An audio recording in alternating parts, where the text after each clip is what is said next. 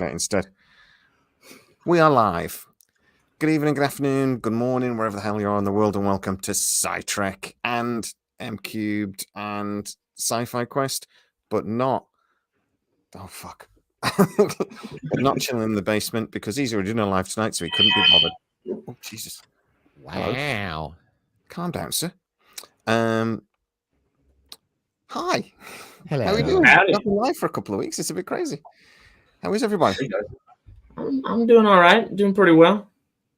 Good. Right, so who's in with us? So we got Sarah, we got Shit Farmer, we got Neil Cochran, we got Michael, we got Wind Grace.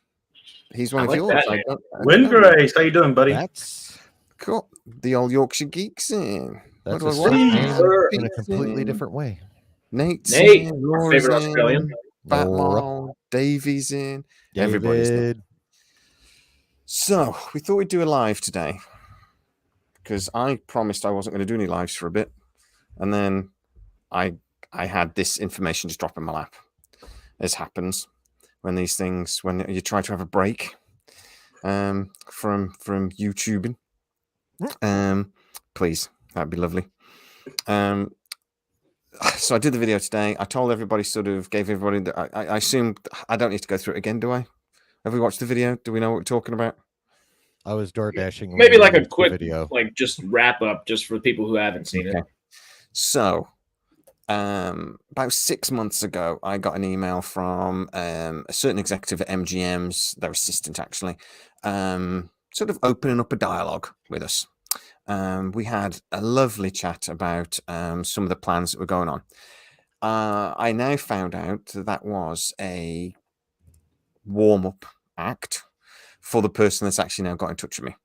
So, or their assistant, to be fair, initially. They got in touch with me and basically said, right, they told me who they were. Very excited. I've told Harris knows. I don't think you guys know. I don't think I've told you. No. But I'll tell you after the stream. It's cool. So this person is very connected to MGM Plus and what MGM Plus are planning to do with Stargate. So they offered me either an interview on the record or an interview where I had to keep him anonymous, but he would be able to tell me more. His basic thing was, look, if we do it on the record now, I cannot tell you anything that hasn't been announced. If it hasn't been announced, I was like, well, we can't talk about anything. There's nothing to say.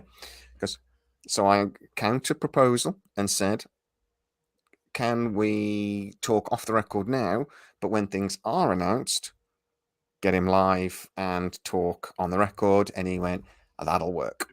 Nice. So talking to the assistant and talking to the executive before, basically it seems that MGM very much want to use social media. They want to use YouTube platforms like this, and they want to get a bit of positive momentum going. So I'm really tempted to tell everybody why a bigger gate channel isn't being involved. Ooh, I won't. Yeah. Well, maybe you could tell us which one.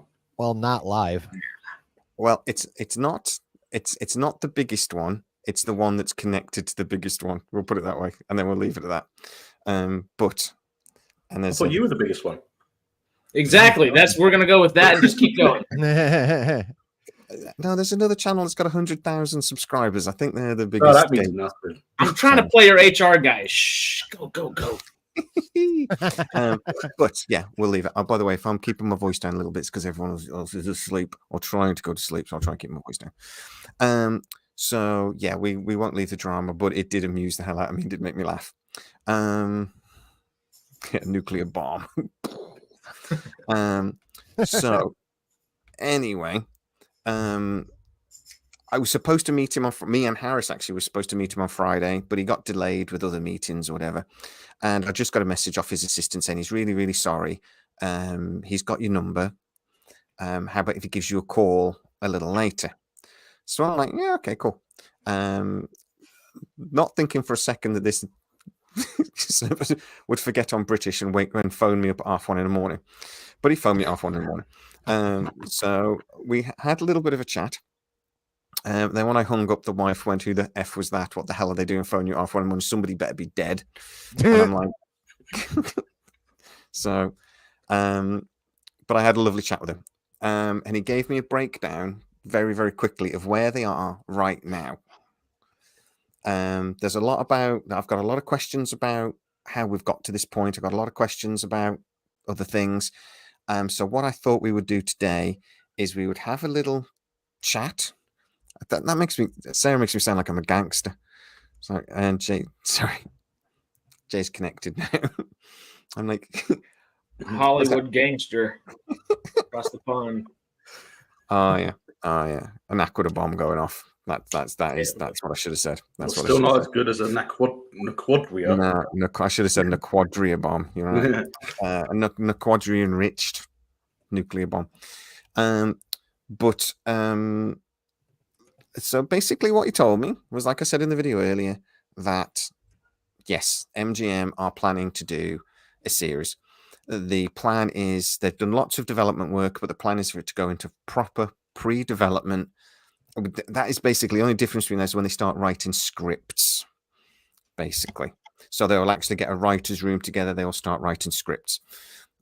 All of the what does the studio want work is being done now. But the point was that this is the thing I like the most and that excited me the most, because this is not actually a change of plan. And this is the first thing I'd love you guys to sort of tell me what you think about. This is not a change of plan. This series was always supposed to follow the movie. They're now just not bothering with the movie.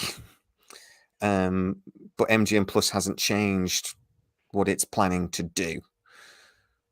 So guys, we're going to times. First of all, what do you think about that? Chilling, why are you saying I only typed once 3 times? Because the chat's being very weird right now, so I'm giving up on it. It's because you're linked. It's because we're doing a multi-stream thing. Oh, and it's trying to put it across all 3 channels. All right, I'll just have to use my phone then, I guess. Yeah. My bad. But I'd love to, because I'm saying my feeling is that that's great, but on the other hand, what about the movie? Do you know what I mean? It's like, how can just them cutting out the movie not affect the series at all? And that's what he's basically saying. The movie was kind of standalone, so they're not really bothered. And there is a separation between the two, which is kind of not what we were led to believe before. So, yeah, Harris, you're nodding and going crazy. What do you think? I'm not used to being in this corner. I want to point, that way. Well, we can go back. We did choose the car sides of the aisle over here. Me and Melvin are on the right side of the Pacific this way, though. So, well, you know, my initial thoughts of it are we don't necessarily. I love the thing that you said earlier in your video about essentially MGM Plus becoming BBC Two for Amazon, and that kind of makes sense to a degree. Still not the biggest fan of it, because, you know, BBC doesn't necessarily charge you for BBC Two. Amazon's going to charge us for MGM Plus all day, every day. Sure, it's just another added thing, and if they do a whole bundle thing, that's going to be good. That'll be nice. We can bundle a bunch of different streaming services. You get like HBO 2 and things like that, though, don't you, over there? So it's that type of thing. It's their second channel. But I understand Michael Wright saying, like, this is going to be like the thing that heralds an MGM Plus. This is going to be our main show, our big thing. It's nice for that aspect, but I just don't think that's putting the fandom particularly, or the show, in the best situation to do its best. The movie would have done that. I understand people don't want a movie, yada yada yada. That is the big confidence booster right there. If they did a movie, that shows us that they're confident. This move alone, especially with the movie not being standalone, or being more standalone and not necessarily tying into this, that doesn't tell me that they have confidence anywhere in any of this at all. And I'm just trying to, you know, play a little nuance around here. I'm still super excited because we're moving forward with Stargate, so that's nonetheless, I'm pumped about that. But I want to make sure that they're confident about what they're doing. And that they actually care about the product they're going to release, and we're not going to get a Wheel of Time season 1. We're not going to get a Rings of Power season 1. That's what I'm scared about, and I feel like it's just going to be that. Not just going to be that. I feel like it could end up being that in a smaller form on MGM. not necessarily to the same scale or degree, but we end up hopefully not disappointed to a degree. Fingers crossed. Just cautiously optimistic per se. Okay, Aaron, do you think this plan for a movie was basically hatched 2 years ago? Is that fair? Maybe even a little bit longer than that. I'd say right around there. So, how much has the world changed in that 2 years? Particularly, like, the way studios feel about the cinema.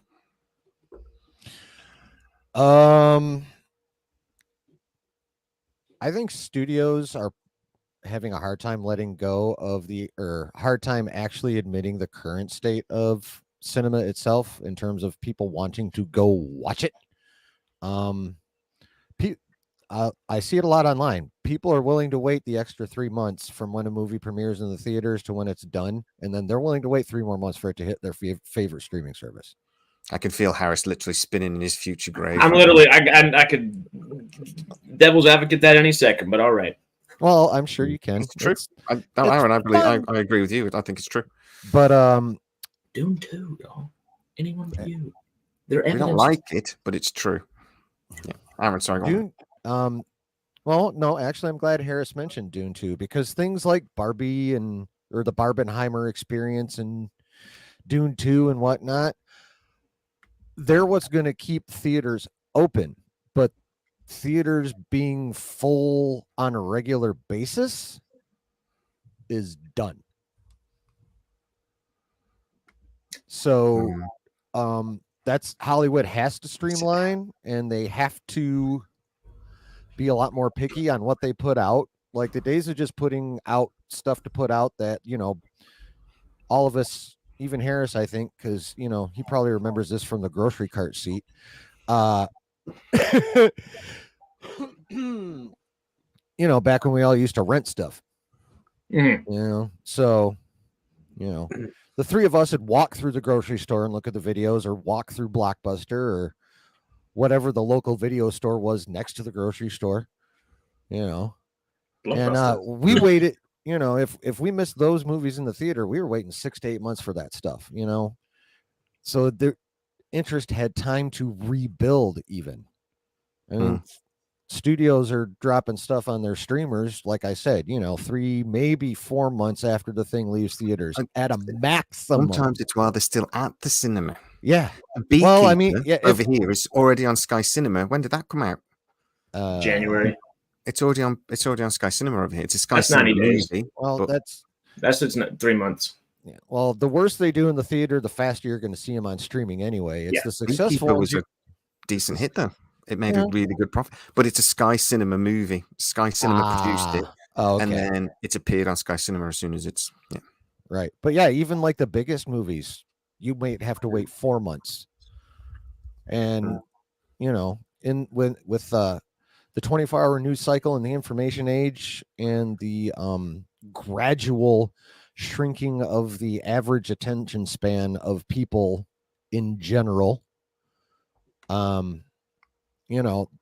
that's being catered to more and more. It's the new paradigm. So Hollywood's going to have to adjust to that and be a lot more picky about what they put actually in the theaters, because they really can't afford to put a lot of money into a film and then have it bomb. Like last year, at least for the stuff we all are into, not cinema in general. Cinema in general did all right last year. But the stuff we liked last year, that was a money-losing year for pretty much everybody. And they can't afford to just put out what the hell ever anymore. So, no. Melvin, what do you think, mate? Because, I mean, I would agree with Aaron. I do agree. Yeah. Well, the cinema is completely different. I mean, a couple of years ago, Amazon was saying they were going to invest $1 billion a year into cinematic movies. They then have Roadhouse, which has got Jake Gyllenhaal in. And have you seen that? Did you watch it? Well, yeah, it's okay. It's a good movie, actually. Yeah, it should have been in the theaters. Well, 9 weeks ago, it was supposed to be in the theaters, and then very last minute, they decided now we're going to put it straight on streaming instead. Yeah. Does that show us Amazon's attitude towards a plan they had 3 years ago, but maybe have had second thoughts about? I could have swore it came out that it was going to go straight to streaming the whole time, and everyone knew it, and dude was just grandstanding. Well, the director was pissed when he found out it was going either way. He was. And, I mean, he signed up for it from the jump, as I understand it. And then well, decided, he hey, had two different options. He could either get paid more and put it on streaming, or get paid less and put it in cinema. And he chose to get paid more. I just don't think him or whoever his agent telling him to sign stuff actually understood what they were signing, maybe, which causes a little bit of friction. But hell, I mean, naturally, you're going to go for what you paid more, or where you are paid more. So I guess that's what he chose. And either way, Amazon, like I said, about 2 months ago, Amazon announced that it wasn't going to cinema. Whatever reason they chose to do that, they announced it. So, and I can see that that's but it shows an attitude, is I think where I'm trying to get to. Sorry, Melvin, go on. So I was just thanking Peter because he said my new setup looks good. Not really new, good. But yeah, cinemas, they've taken a hit since COVID, right? Full stop. They haven't had a chance to earn money back because they lost so much. Cinemas had to shut down, right? Theaters had to shut down because of it. They did over here. Yeah, everywhere, because they couldn't afford to stay open, right? And they had just, with the cost of living crisis, I don't know if it's prominent over in America, but it's more prominent here. People can't afford to go to the theaters anyway. Oh no, that's a problem here. Cost of living is. Yeah, like LA's literally painting their abandoned buildings while there's hundreds of thousands of homeless people on the street. So it's a problem. Just give the homeless people the deeds, for crying out loud.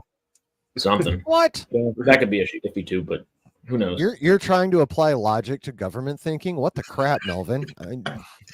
Well, what else are they going to do with it? Well, get a bunch of people to tag it. You know what we do with the logic? We get together with people, like-minded people like ourselves, and do what we're doing. That's what we do with the logic. Okay. Yeah. Also, if you put a bunch of homeless people in, then when the business, in theory, picks up, you've got buildings that are worth millions of pounds full of homeless people, and then you have to basically go in and shoot them all. Then imminent domain comes in. It's bad for business. What the hell? I did not expect it to go that way. The government can take the building back using imminent domain. Yeah. We've got Scottish rights. No, you don't. Not with imminent domain, you don't. Oh my god. Yeah. Okay, cool. Okay, there we go. It's like in the UK, we don't actually own our homes. We don't own any land. It belongs to the crown. Mm-hmm. Oh, we have eminent domain here. Like in the US, it belongs to the federal government, doesn't it? Yeah. No, if they decided they needed a highway like behind me, they'd buy everyone out. They'd at least give us money, but they'd be like for a couple of days. It's like, well, yeah, there'd be enough heads up and there'd be checks, but we'd be out. Yeah, they do their best to get you out nice and easy until they just use eminent domain, and then bye-bye. Yeah, we've seen it in the UK recently with the HS2 farmland being taken by the government because they want the railway to go underneath the farmland. But why they need the land above it is questionable. Well, the worst ruined the farm. A bunch of it then got cancelled. So the farmers went, can we have our land and they're back? going to use the money from the cancelled HS2 to fill in potholes on a motorway. Well, the farmers went, can we have our land back then, please? Yeah. And the government went, no, but you're not building the train line that you took on my land for. But the government just went, no, you're right. Yeah, exactly. Melvin's going political again. Is that a problem for you? Is it, Melvin? You want political on that side, and then the American side over here. We started Star Wars. Don't talk over each other, people. It doesn't work. Right. So, the movie plan getting cancelled. I think we'll just go around the tiles. Thumbs up or thumbs down. I know what Harris is going to say, but go on, Harris, Aaron, Melvin. We'll go that way around. I'm thumbs middle, just because pick something or don't. all that shows is there's a lack of confidence. And if you want to bring the Roadhouse stuff all together in it, that just adds a cherry on top that Amazon has no idea what it actually wants to do with the products that it's making right now. And if they don't know what they want to do with the products they're making, why the hell are they making them? No, that's fair.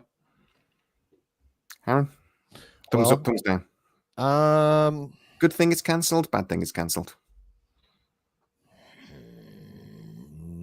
I'm basically with Harris on that one, except I'm not 100% sure that they don't know what they're doing, although I am inclined to think that the evidence does definitely point that way. I'm not quite ready to take it to court, but let's just say if I'm the attorney, Harris is the pissed off cop being like, just go to fucking court already.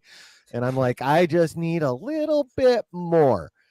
But it is friggin' weird that the movie's not going to tie directly to the series, because I've been sitting here thinking about that. It's like, I don't see any way they can do that without separating them in time, and not by a small amount either. So I don't, unless they're planning on going for whatever reason, either farther into the past with the movie or farther into the future than we think with the show. I don't know what the crap they're doing.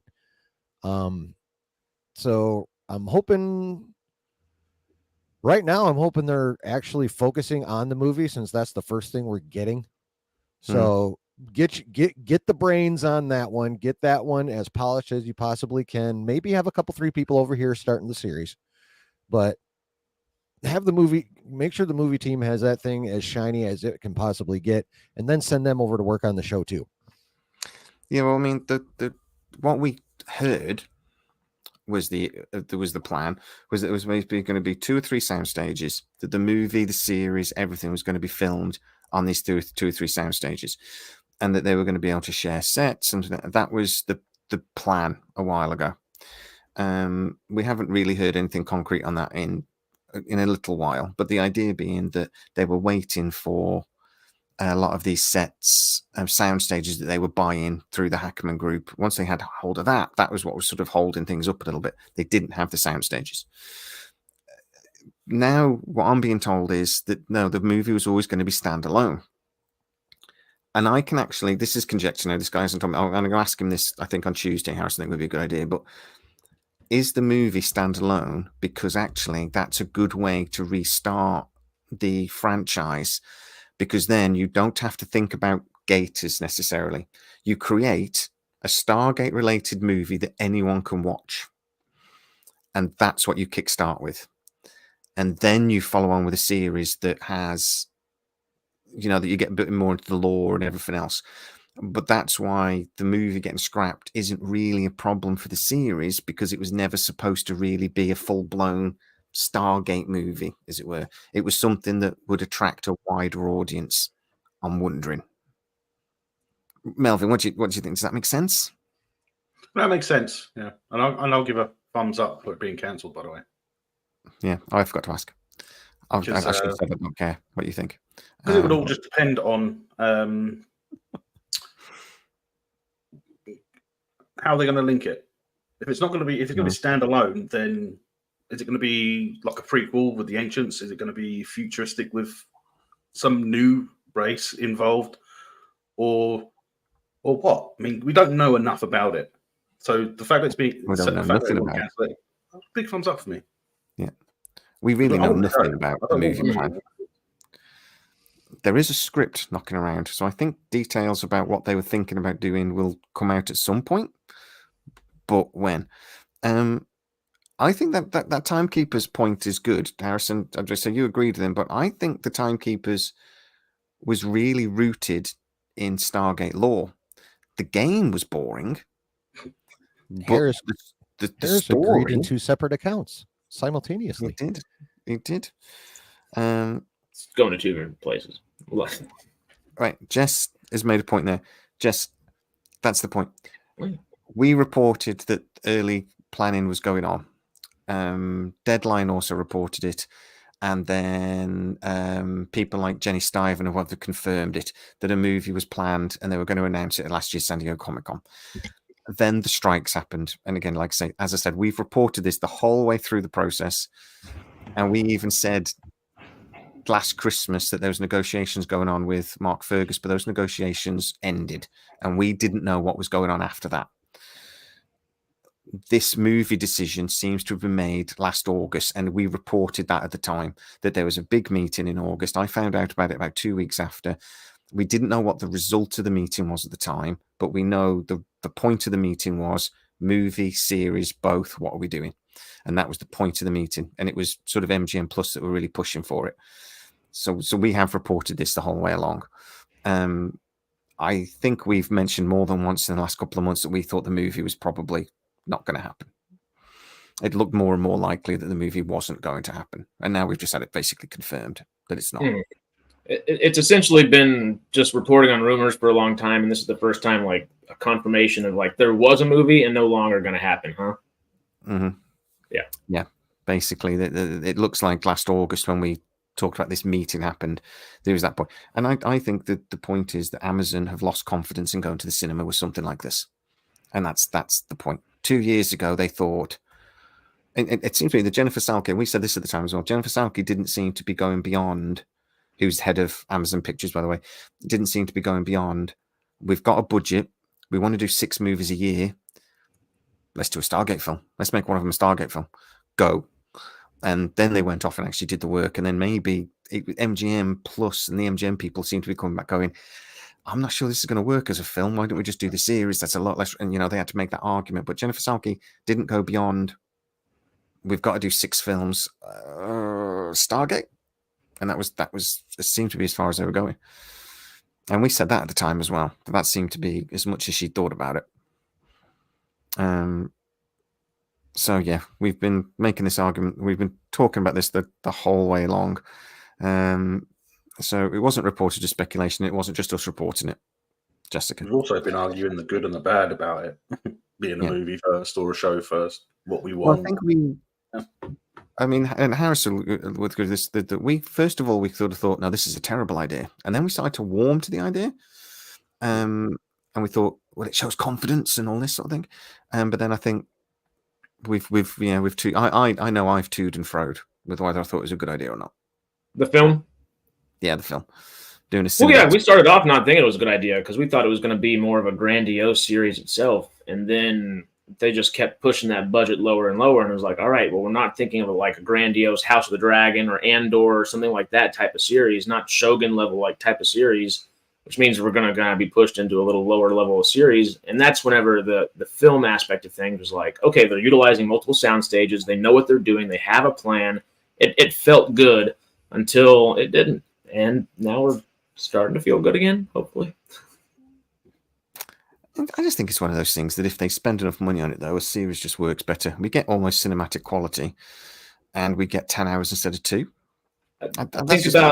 But also think about literally everything, whether it's just Marvel and Disney. That's just the way like Disney has especially been doing their Disney Plus stuff. But none of those series feel like they have enough material to be a full series, and they all would have been better as a 2.5 hour film. Every single series that they have put out. Maybe besides Andor. I think besides Andor is their singular Marvel or Lucasfilm thing that is not probably better as a film.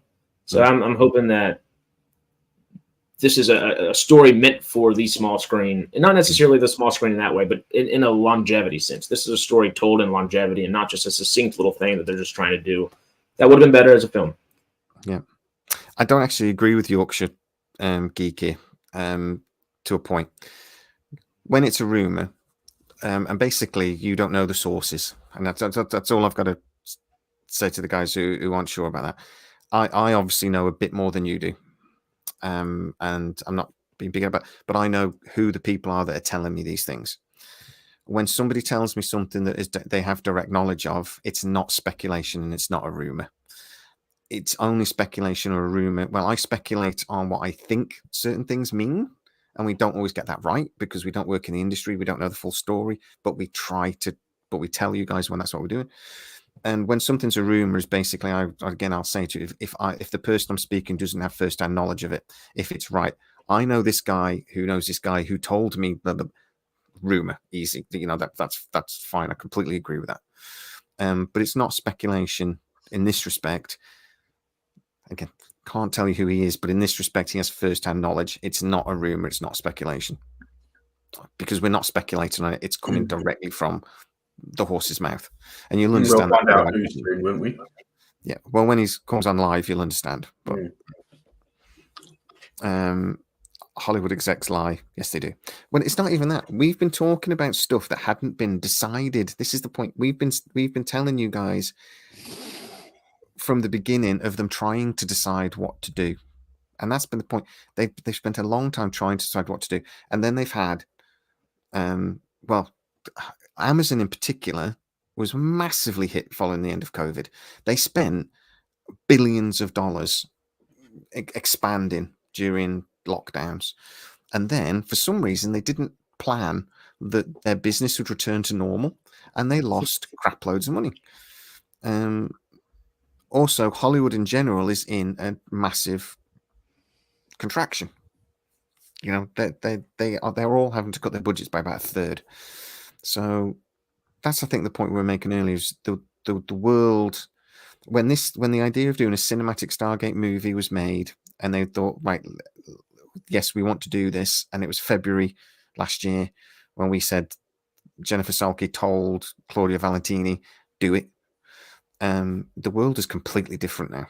They had a summer of just losing a lot of money, and it all made the studios go, oh crap, we need to have a think about that. And I don't think executives lie, but I do speak to agents and things, and they will tell you the truth from a perspective. Part of the job is to bend the truth for their own things, and they want certain information to go out. They want sort of information to get out. Marvel and Disney are very good at spreading false information as well. They like to put stuff out that's not true, because it then is a surprise when it happens. So but that's normally when something's been announced. That's not really what we're talking about now. But we can expect a load of misinformation once something does get announced, potentially, because they like that. And then it's a nice surprise when it's not, or something else happens. So they're all getting their Ben Kenobi on. What I told you is true from a certain point of view. Yes, exactly. Point of view. From my point of view, Disney are evil. Sorry, that came out. Mickey Mouse is saint. And Nate makes a really good point there, that the Rings of Power last year also, and Wheel of Time, Amazon couldn't really do any wrong before that. And then Rings of Power came out, and everybody sort of turned around and went, what the hell is wrong with you people? Is that a big reason why maybe this has happened as well? We've talked about here before, the Rings of Power problem. I've had people, I nearly said something wrong then. I've had people tell me Amazon are terrified of the Rings of Power problem, and that is a quote from people that are very close to this. How much will have that impacted it? Well, that's a layered and tiered question, because Rings of Power, one of I think their biggest issue is not that. I mean, there's a few different issues on a multitude of levels there, but also, like, those were first-time showrunners. They had never done anything like that. Whoever's making decisions at Amazon, don't give $1 billion for 2 seasons, not just one. I know people are always saying, like, that $1 billion was for 1 season. No, it wasn't. It was for 2. It'll filter through all 5. I think it will filter throughout, yeah, because they had to build the sets and all that. So it makes sense to a degree, maybe not all the degree. They still won't make any good. The Tolkien family as well. Don't forget. So that's a big chunk of it. Yeah,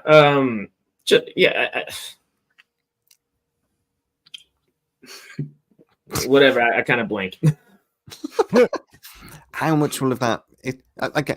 You're a boss over Amazon. The reaction to Rings of Power, and then you're thinking about greenlighting something like Stargate. Does that make you go, we need to have a think? For me, they're thinking we have to be fucking careful because it'll make or break them, right? Because I mean, up to this point, they haven't done anything that we really want, like Stargate. So it can really fuck with them if they make a mistake, like they did with Rings of Power. Aaron, Yes. do you watch Star Trek? You mean the newer Trek? No. Newer Trek. Were you aware of New Trek? Yeah, I watched Picard, but that's the only new Trek I've watched Again, outside of the Abrams movies. Well, again, if you were an executive over at Amazon and MGM and you're doing Stargate, my comparison would be Star Trek. Big gap between, old Trek ending and new Trek starting, similar to Stargate, about 16 years actually between Star Trek series ending and starting again. It's a well-loved franchise. There's multiple seasons. There's a good comparison between the two.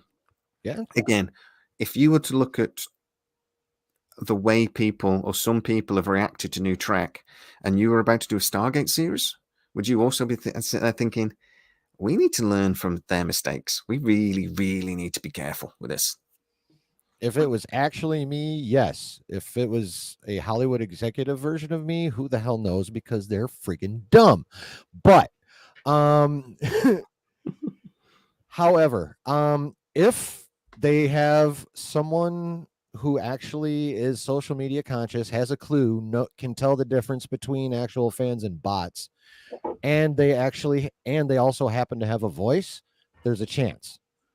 If the established Hollywood executives that are all our age, if not older for the most part, are still in full boomer mode and haven't figured out exactly how much social media can be useful to them in terms of their decision making of what to create and what not to, we're just going to keep getting what we've been getting.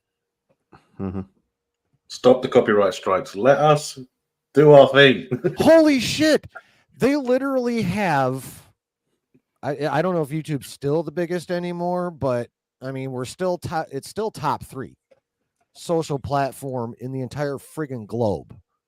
It's the biggest search engine following Google, isn't it? Google's the first and second is YouTube. Okay, then Same seriously, quit being anal retentive little bus driving bitches.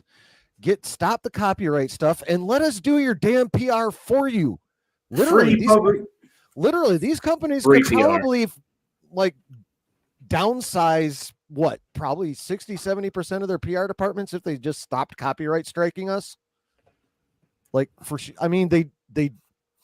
guarantee the reason they do is because of, if they do something stupid, then they're going to be they're giving a bigger platform for people to shit all over it if they don't copyright strike stuff too. But on the other hand, all you're really doing is costing visuals to the people who are just going to shit on you anyway. So really, it doesn't make sense. Two things quickly. Well, one thing you just said, doo-doo, which made me laugh immediately in my brain. But two, let's be fair. People don't want other people earning money off something they made. And that's what they don't want. And that, to be fair, is fair enough. You clip me up like Melvin's done more than once. Melvin. Well, I don't know what you're talking about. That's how I found you git. You found me. I think I messaged you. Well, yes, I think you did it actually. And then I think you did. And then I asked you if you'd be okay with it. I was just flattered. I was just like, "Fuck me! Somebody's actually done videos talking about me. That's weird." But it helped me. I had one before I asked, but hey. Yes, you did. But it's fine. Sorry. Nothing bad. That's flattering and doesn't harm me. It actually helps me because anybody that watches your videos then going to go look for me. It's great, and it gives me a different perspective on things, which is great. I did gain 2 subscribers from that video. But if I've spent $100 million on a TV series, I don't want you showing it on your YouTube channel. I just don't. So, yeah, but how much would you have spent on advertising? Yeah, that's the next question. $40 million. Yeah. And how much would I get paid for showing your trailer on my channel? You can normally show trailers. There's a bit hit and miss with trailers. Until you're monetized, and then they demonetize you because, like you said, they don't want people earning money off their Yeah, they stuff. do it later, don't they? They do it later. But they wait until you're monetized before they actually do stuff. Yeah, because then they can take your monetization from you. Yeah. Get your money from the video. Yeah. I was going to say Jarvis has got a good point there, and that is true. So about 3 years ago, Roland Emmerich did an interview, and he basically, it wasn't that long ago, it was about maybe 18 months ago. That was another thing that we know they were doing a movie because they spoke to Roland Emmerich about it. So Amazon went to Roland Emmerich and went, he basically did an interview going, yeah, they've talked to me about this. I've got to be involved if they do a Stargate movie because it's contracted. And I've told them I don't want to. I don't want to be involved. So again, we can two and two together there and go, well, Amazon were thinking about a movie then. We know they were because they spoke to Roland Emmerich. Mhm. But that is true. He's contracted. But at the end of the day, like any contract, if Amazon say, we're not going to enforce it, and Roland Emmerich goes, well, I'm not bothered if you enforce it, then it's fine. But yeah, Roland Emmerich is contracted to be involved in any cinematic movie of Stargate. So just don't do a cinematic movie, and you don't have to involve Roland Emmerich. That's an interesting idea. Nate just put in what they need to do is offer videos and audio for as part of a PR package, like for YouTubers that can leverage never before footage, which are spoilers, kind of, so they help advertise and include in reviews. I like that idea. It is still very much like that's like the studio controlling the narrative to a degree, but I like the idea generally as well. As long as they've got some control, they'll be okay with it, won't they? They could do a website where you have to pay a fee as a YouTuber to access it or something, and then go right, and then and studios just put stuff on there that then is copyright free. That would be like a press back. A whole vault full of copyright-free B-roll would be awesome. Would be great. Like that time when the director fell over and broke his ankle or something. Yeah. Anytime anybody falls over in public should be on there. Oh yeah. Yes. I'd be on there a lot.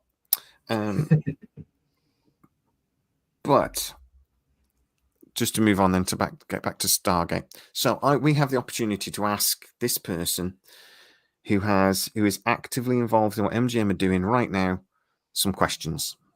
Right? I have one question before your questions. Do it. When's the interview? Tuesday. Tuesday when? We're not doing it live, are we? Is it? No. We can't video it. We can't record it. Oh, okay. See, I thought you were going to be somehow doing some kind of something or other with it. Okay. No, I'm just going to have to then do videos following basically what's been said. Right. We can't record it. It's just going to be a Skype meeting. So there's 2:00, I think. Pacific Standard Time, 2:00. Does that sound right to you, Harris? I believe it was either 2 or 3, something like that. Oh, okay, cool. So as long as he doesn't get delayed again and then phone me in the middle of the night. Let's just hope that, because the wife will kill me. I mean, technically you can record it, you just can't publish it. But the one in a couple months down the road will be more like that. This is more just like, get you the information as quick as possible. Say if you haven't actually write down notes, you're just like, hey, I know he said something about that. There it is. I can't record it because he's already said that. Oh, so then Neil Cochran, Skype. I'm pretty sure it's through Skype, and that was my Skype is still widely used. I'm like, crap, I'm gonna have to download Skype again. But anyway,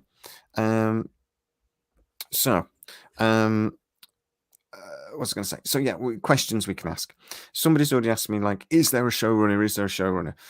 We can ask, is there? But I can guarantee you he won't name it. If there is somebody, he won't name them, because that's basically as good as announcing it, because that person will then get hounded on the internet. So, phrase it like, is the show fully staffed? Yeah. I will ask, is key personnel involved? But I will tell you that trying to say, how can I say this without stepping wrong? We both will be. Yeah. I'll make notes, and I think that's one of the reasons why I want Harris on it as well. So we can. You've got 4 arms, Grievous. You have a massive advantage, Bri. Yeah. You've got 4 arms. Yeah. We all only have 2. We will make sure we're on time. To be fair, once they set up the meeting, it'll say my time on my side, so I'll know what time it is. I did ask whether there's a production company linked. I asked him on thingy, And he said, there is. It's tentative. I said, who is it? And he says, I'm not telling you that. So, What? there was some discussion following, and I do know who it is, but I can't tell you. Because he accidentally told me. He's probably like, yeah, I can't tell you that, blah, blah, blah, blah, blah, blah. Book Yes. name. Damn it. And then, Now, did he realize it himself, or did you go, yeah? no, he went, shit. And then he basically said, look, you cannot repeat that. So you cannot tell anybody that Sony are making this in co-production with MGM, because they're not. Somebody asked me earlier, is it Sony? And then I accidentally put a thumbs up. And then I went, oh shit, no, he's going to think that means yes. So I was like, it's not Sony. It's not Sony. But yeah, there is a, but apparently says, but it's not actually, there isn't a contract in place. So that could change anyway. I bet they would try and ignore or skirt around David B's question there in the chat. Yeah. Was she? Could be. It's not a he. I can't. Oh, sorry. Go on. I was going to make a joke. It's Totally Bad Robot, right? I can tell you. And then also somebody else said, came to me and went, mouth. Yeah. Well, somebody else come to me and said, I've heard a rumor. I'm stabbing you in the mouse right now. Well, I've heard a rumor that it's Secret Hideout and it's going to be Alex Kurtzman. It's not. Oh, thank God. It's not. Calm down. It isn't. So we don't have to worry about that. It's somebody much worse. No, it's not. No, I'm not going to say anymore because I'm going to get myself into trouble. But yeah, apparently there is that. My understanding is at the moment there is a small production team at MGM Plus that are doing prep work and lining everything up. They are not creative. They are, producers. Well, managers, producers, however you want it, whatever producers. is. The person that I'm speaking to may not actually be involved in this once it goes into production. Okay, because that's not his job. So they will still be involved in some capacity, but they won't be involved in actually making the show. All right. So, but again, that can be explained once we get him on the live show. So there are certain things we can't ask. The other things, which is why we're doing it the way we're doing it for this one. Yeah. Well, this person will know everything, but again, we can explain that and you'll understand that better once. But I will say to you, he has very limited knowledge on what was going on with the movie because he works for MGM Plus. He doesn't, and it wasn't going to be done with MGM Plus. It was Amazon were doing the movie. So he has some knowledge of the movie and what was going on and what was being planned, and he's seen bits of it, but he doesn't have the ins and outs. He's already told me that there's certain things I can tell you about the movie, but there's certain things I just don't know. So I'll do my best and I'll try to answer the best I can, but I'm not going to know everything. For example, we can ask if he's seen the script, but I don't know if he has or not. I don't know, because that's not his job. So, but again, that'll be clearer once we get to meet him properly. So, saying all of that, my first question, and this is Kev is on this. My first question is, why isn't Brad involved? Does he know why Brad was never asked to be involved in this? Is that something we need to know, or is that just me being a little bit harking back to SG1? I think it's a good question to ask. I mean, it's part of it is obviously like, oh well, we're all just rosy tinted glasses, like we've said in the past, like we just want what we're familiar with, yada yada, the whole nostalgia bait aspect of it. But no, this guy literally, I mean, like I said in that one debate, there are other people that definitely helped him flesh it out, but he was that one singular person that was there throughout the entirety of it. And you got to let people know. It's like if George Lucas hadn't have made the prequels and somebody else had, we would have been pretty damn confused. This is kind of like that for TV in a way, especially just how I guess the fans think about it. So fingers crossed. Fingers crossed. Yeah. I want to know.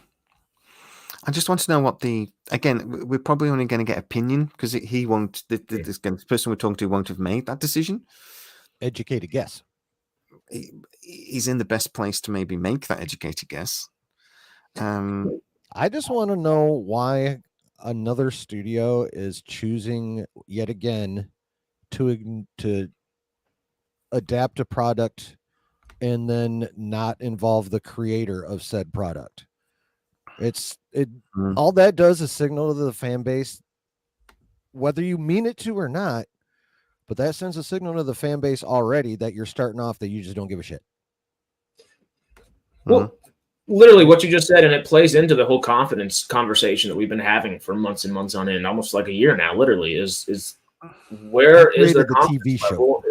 Yeah, where's their confidence level if they can't decide what scale of TV show they want to do, if they're going to do a movie or a TV show first? Because, I mean, I've poo-pooed on MGM doing their thing, but at the end of the day, Michael Wright has had, like, if this is his baby that he's wanted to do, and he has a vision for it, good. That's what we want, and I'm glad that's there.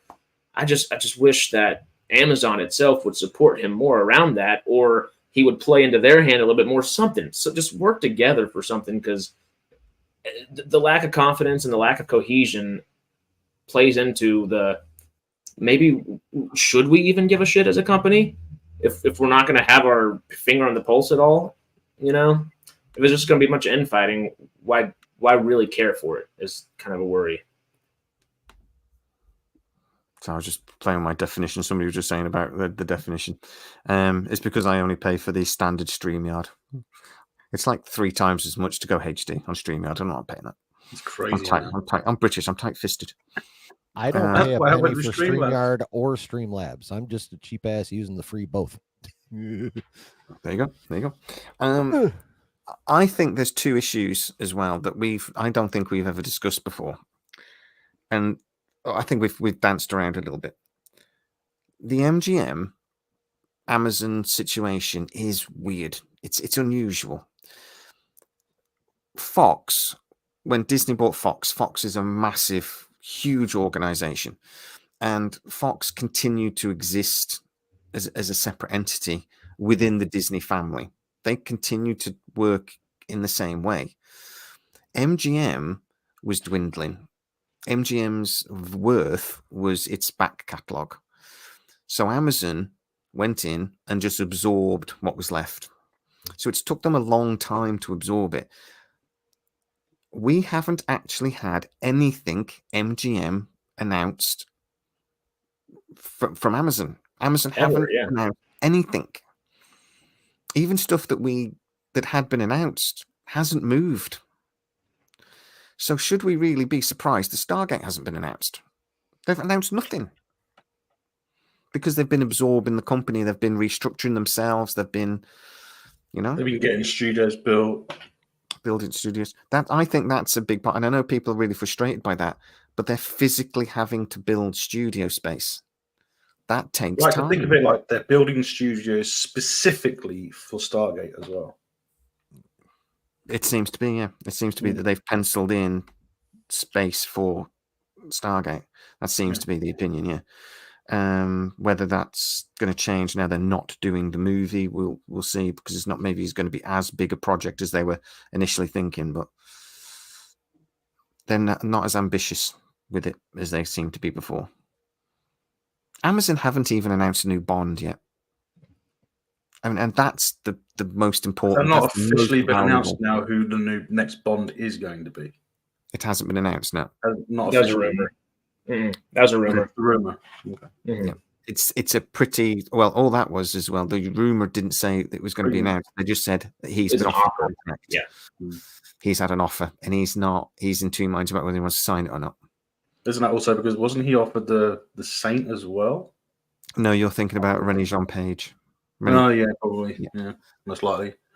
He was offered it, but that was when MGM and MGM still thought it was going to be allowed to exist as a separate entity, and they offered it Rennie Jean Page, and then Amazon stepped in and went, "Are you fucking kidding me?" And I don't know. That might be one of the reasons why they decided just to absorb it, because I just thought these people are morons. It's Assumptions, mother of all fuck ups. Yeah, mofo. But I think that's an important thing to recognize, though, when people are saying that they're getting sick of waiting.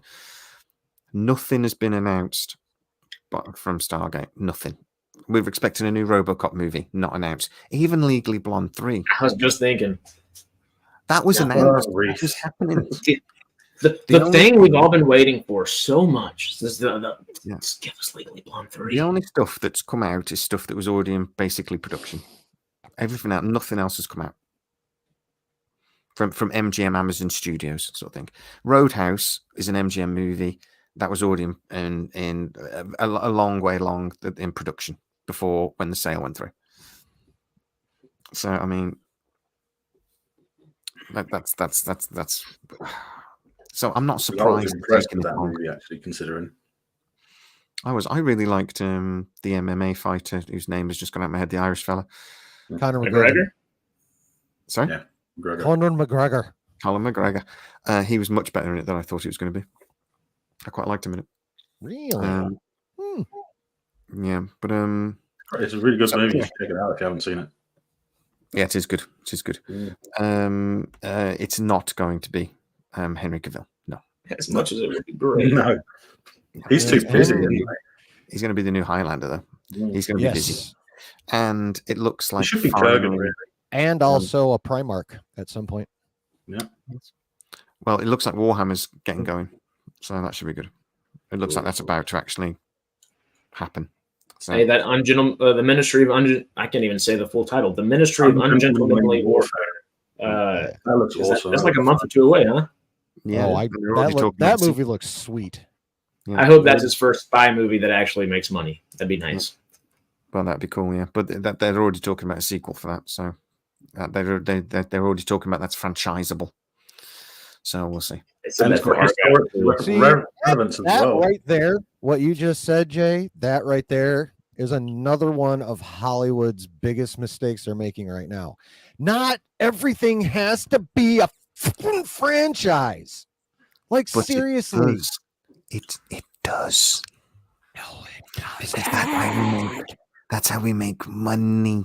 No, you make money by making something quality, and then if people agree that it's quality, then maybe you think about making it a franchise. No, come on. That's applying logic again. I sounded like Emperor Palpatine then. I know. You start. I'm breaking my own rules and applying logic to Hollywood, but seriously, we can't talk over each other, people. How? You start with the I want to make $1 billion, and you work backwards. If you're an executive, True. You don't start with, oh, this is a good project, it might make $1 billion, because that would be stupid. Start with wanting to make $1 billion and work the other way. Well, unfortunately, that's the way they think. But yeah. It's the acceptance and disappointment in all of us. Yeah. So what can we ask? What should we be asking? Brad, right? Why isn't Brad involved? We want to ask that. What are the questions we think we can get an answer out of? Are we going to get an announcement at SDCC? That's a good question. Good question. Is there a cast? Okay. With the SDCC thing, I don't have to ask. Oh, okay. Cool. Is there a cast? Any cast at all? No cast at all already. Oh, yeah. Right. What? He didn't tell me this, but I did speak to the assistant last week, and I was chatting to them about this because they were chatting to me about the things that I've got right and the things I've got wrong over the last 18 months. And all it seemed to me like they were saying, "Oh, you talked about this, and that wasn't quite right." And I'm just like, I very clearly said that was just me speculating on what I thought might happen. But yeah, okay.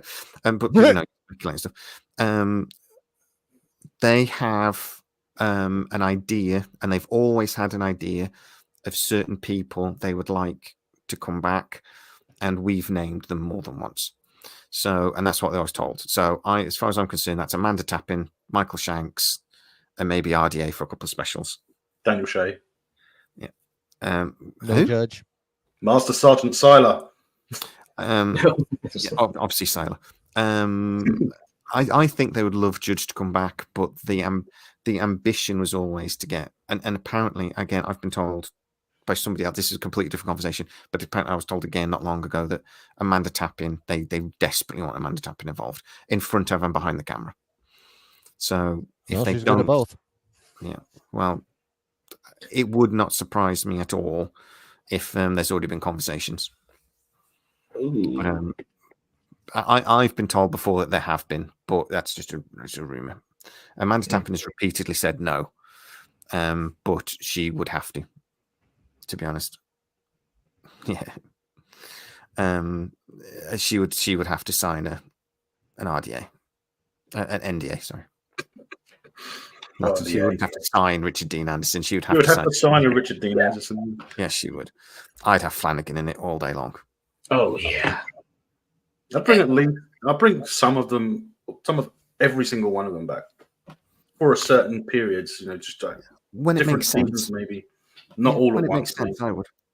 I wouldn't want legacy actors brought back for the sake of it, which is what happens a lot in shows like this. Have an important role in the story. Yeah. When there's a point to it, I would. But there's a brilliant way to bring Ronan in. There's loads of brilliant things to bring Ronan back. But he won't, because he might not. He's a dumper truck full of cut, right?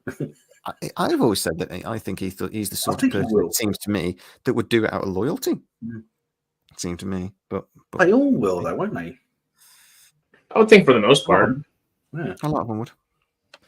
Just some of them kicked off their careers, So yeah, right. That's an interesting. Yeah, somebody mentioned that to me before. Tone. What sort of tone? Well, that to me goes into the first question I would ask. My first thought is, he called this a revival when he was chatting to me, and he used that word revival. I think my second question after Brad is, can you elaborate on that? What is Amazon telling them they want? What is that conversation? What does revival mean? And I think that comes into tone. What's the tone of this? Another just good question that was right above. I'm looking down at all these before trying to pull them up for everybody. But Kevin said, how much are MGM and Amazon willing to pay for a show? Obviously, the budget is something that we've talked about, and that's very important just to kind of think about logistically how they're approaching the show from like a mindset perspective. But how long will that show be? Do they have 3 seasons, 5 seasons planned out? Do they have an end planned out, or is it just kind of like open-ended at the moment? Also, one of the big things, Star Wars, that I know Aaron and I are going to do a little thing, I think the second about it, Star Wars debating. Yep. One of the big things with them right now is we just mentioned it earlier, you don't have enough material to make a show, so why are you making a show of 8 episodes of 30 minutes like The Acolyte's about to be? The showrunner, Leslie Headland, just said it's all half-an-hour episodes, which could be amazing, and fingers crossed that they are. But how long are these episodes going to be, and is it going to negate an actual season's worth of television? Yeah. I've always been told there was a 5-year plan. Cool. So we want to confirm that. Is there a 5-year plan? Yeah. Now, talking to other executive producers, apparently 9 times out of 10 when a new TV series comes, yes, Nathan, they do. When a new TV series is brought into production like this, they almost always have a 5-year plan. That's just sort of an industry thing. And I can kind of understand that. If you're spending $100 million on a season of television, you at least want the producers to go, okay, if this works, what next? Where are we going? And then they might go after the first season, this isn't working, we're cancelling it. But you don't want them to go, the first season, this is brilliant, this is fantastic, what's next? And then the producers go like they did in Lost. Don't know.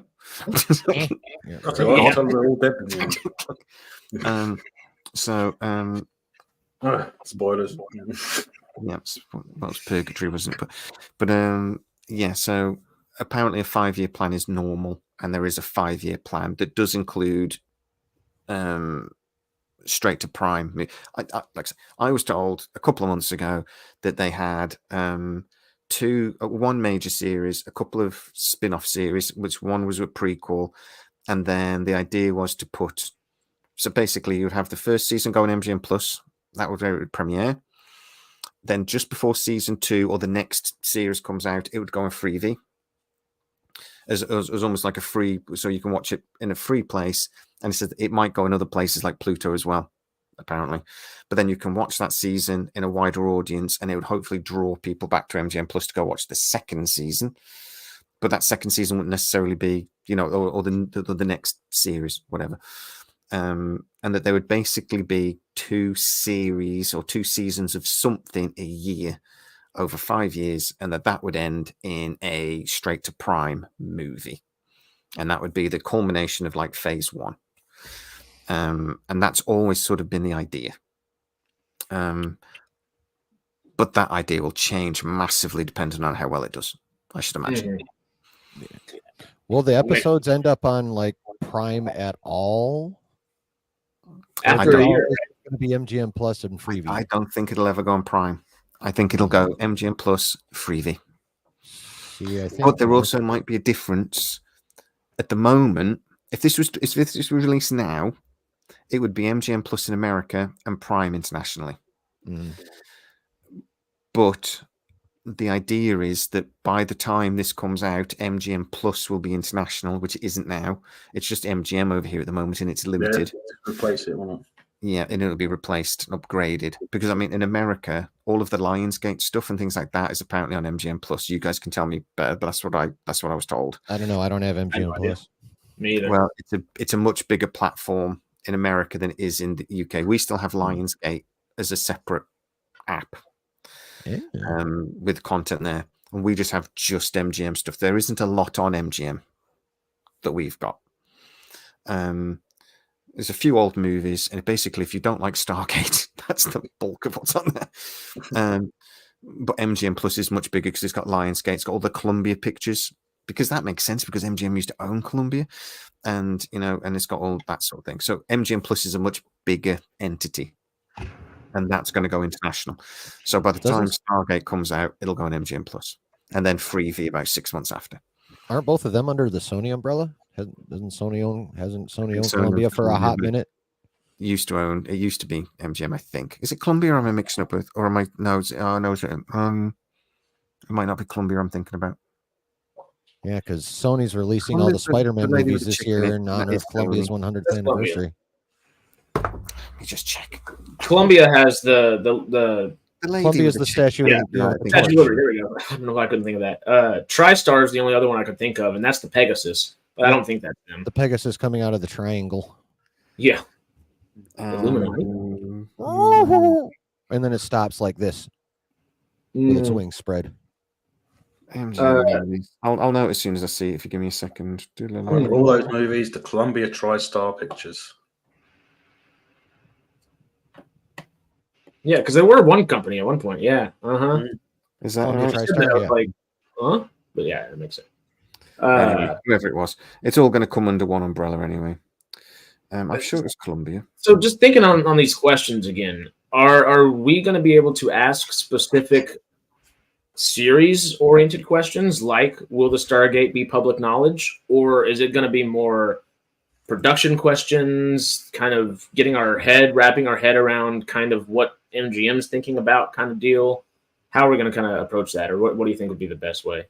At the end of the day, he'll tell us what he does and doesn't know. True. So there's that. I think we're going to be able to ask certain things like that because I think, well, we know that Mark Fergus did the Bible. Yeah. But part of that was also development, because a part of what he was also doing was, where is the Stargate program now, based on the series, the 14 years or whatever it was of TV that came before it. So the 17 seasons. So it wasn't just a history thing; it was also a where are we now? So that's one of those basic questions that I think he should know, because they have been doing, like I said, the work they're doing at the moment is, I I imagine there's legal stuff and things they've got to do. Maybe I don't know, but it's also just setting up.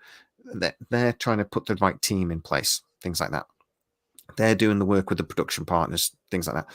But also, what they're doing is they're trying to figure out from a company what do they want from the series.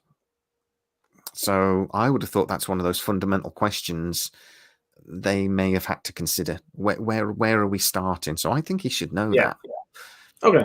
And if he doesn't, then fair enough. But he's been working on this, as far as I know, for nearly 2 years. So surely in 2 years you'd have at least thought about it. Like, go, Aaron. What? Right? All right, I got two things. One, I would just say anything you can find out about continuity would be great. Just anything continuity wise would be awesome. And two, I need to go eat and prepare for my own stream, which everyone is of course welcome to join once you guys are done. I start in an hour and 15 minutes. So yeah, we'll be done by then. Yeah, I'm gonna go get some food and prep for that. Thank you very much for allowing me to come on here. Hopefully, I controlled myself enough for you. And I can't wait for that debate video between you two. Us two? Me and this guy. Angle. Ah, that guy. Yeah, it's that guy. What are we debating? I forget. Star Wars versus Star Trek. That I'm was what I debating that with remember Morris. you saying about. Now Harris and Aaron are doing it, but Yeah. Well, no, I'm moderating. No, Harris is moderating. It's gonna be me. It's gonna be me and three. It's gonna be me and three guys that I've known for a hot minute on YouTube now. So Justified and a couple other folk. Huh? Yep, Justified MF, Matt Cave Gaming, and Scotty Hawk. It's going to be a State of Star Wars debate, not this Tuesday, but this next Tuesday, right? The second of April. Yeah, a week from Tuesday. So yeah, that'll be a hoot. I will most likely be in watching Godzilla X Kong. There you go. Oh yeah, that's gonna be Friday, but it's only released here for a week in the cinema where I am. So, but yeah, anyway, I got to go. If you guys want to stop by my stream when you're done here, cool. I'll be glad to have you, and hopefully you'll have fun. And thank you again, Jay. Always. And good seeing you. Good luck with the interview and anything else you may have going on. And I will see you guys later. See you soon. Later, chill. Davids. He's out of here. What was I going to say? You should tell us when you're doing that, because you should stream it on Sidetrack. Yeah, we can do that. That'd be fun. Yeah. Do it as a way to drives viewers towards you guys. So yeah, you'll get more. I don't have to be involved. You can just throw on. Anyway, where were we? Is a good question to ask this guy. Are you a Stargate fan? Ooh, yeah, that's a necessity. I didn't even think about that, but that's the very first question.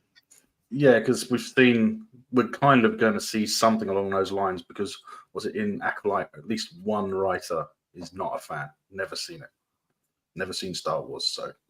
Oh yeah, that's literally Leslie Headland talking about Acolyte right now. Like, that's one of those things where like you are a fantastic filmmaker. You can showrun a show like nobody's business, but you just told the entire fan base that you don't really care about what they're doing and what they actually have invested literally decades worth of time and love and passion into. That would bring some hesitancy. But yeah. And have you seen the likes and dislikes for the Acolyte trailer? It's crazy. I'm in two minds of it. You know, I can't.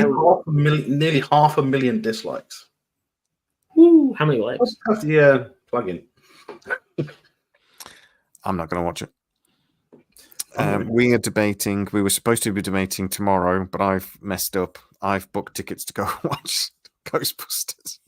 Frozen. I'm going to go live tomorrow. I think I'm going to go live a bit early, and then we can have another. We can talk about things afterwards and blah blah blah. And Kate was like, "Yeah, it's interesting." Literally, then talking about saying, "Are we going to eat before or after Ghostbusters?" And well, we should eat afterwards. And then literally, it took a good 2 or 3 minutes for both to go. I've made a boo-boo again. So we'll have to push, and I won't be able to do it next weekend either because it's Easter. Oh yeah. But we could maybe do it the Monday. It's Bank Holiday Monday or something. We could do it as a holiday special. I just don't think I can do it on the Sure. Sunday. Yeah. I think I'm gonna have my grandson, but we'll I'll know better at the weekend anyway. Mm-hmm. Are we going to do the stream we were going to do today, tomorrow, Melvin? Oh, well, we can do. This is fascinating for the audience, but anyway, let's get started. You're up for that then, yeah, Harris? Yeah, I'm in. Yeah. We'll do what we were going to do tonight. I've still got it set up. I haven't deleted it. I've just privated it. And for the audience, that would just be discussion on. We literally got like 4, 5, 6 amazing players. It's well, I mean, there's a lot of those things coming out that might be a little close, so we'll see. Talk about 3 body problems. Oh, you're actually going to watch it? We can have a chat about that in a minute. I binged it last night because you wanted to talk about it. Oops. I stayed up for 8 hours. Somebody told me yesterday I'm too young to have a. Anyway, this is boring. So Let's get talk about this stuff. We can talk about that later. Sidetrack. I have a question theory about Stargate Atlantis. Glad I was able to catch a stream. So the Atlanteans made the ZPMs. So the Atlantis expedition was hunting ZPMs. Yeah. What's your theory? Sorry, am I being stupid? And that just might be the first part. He might comment again with more. Come on, hit us with the next bit. I'm fascinated. Right. My understanding is no.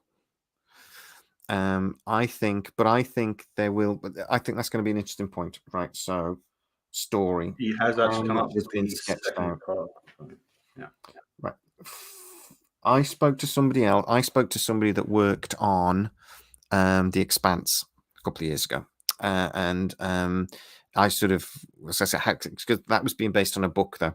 So apparently, what he was telling me was executives and things. So they have an idea of a story mapped out first. Then they go into pre-production, and you actually have to then do scripts. And so then you do the scripts based on that, and then you have to. There's a load of development work done there. So the scripts bounce backwards and forwards between the Amazon and MGM and producers, and then they all agree on that. So that takes a while. That apparently process to do 10 episodes can take anything up to 6 months. What they used to do was they would have 3 or 4 episodes written, and then they'd start filming, and then they would continue writing the scripts as they were going along. And they would film, and they would say sometimes people would literally. On Star Trek: The Next Generation, the stories about Brent Spiner would get like 9 pages of script that he had to do the next day, and he's like, shit. So he had to like memorize all this when there's data episodes, but it was literally written the day before, and then they were just like, that doesn't happen anymore. The scripts are written, agreed, and final before they go anywhere near. That's one of the reasons why with Daredevil Reborn recently, why they basically had to scrap it, because they made decisions that were fundamental about the story. They decided to change it, so they just basically went, we've got to start again. Which I like that better than the MCU's typical, which they've like reshoots have always been a thing, but the MCU are like the first like big studio ever to say we're going to schedule reshoots. Like we're gonna plan for reshoots. I like going into something with an actual plan and wanting to stick to that plan as close as possible. If you got to veer, you got to veer. But planning ahead for reshoots, that's just like, it's not, talk about mindset. It's not necessarily the best mindset for it. Hopefully Stargate doesn't do that. Well, that's not MCU, is it? That's Disney, full stop. Well, yeah, that's not MCU. It's Marvel Studios under Disney. Yeah.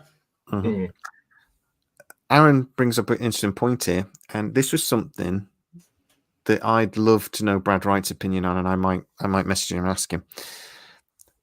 Brad Wright doesn't own the script that he wrote.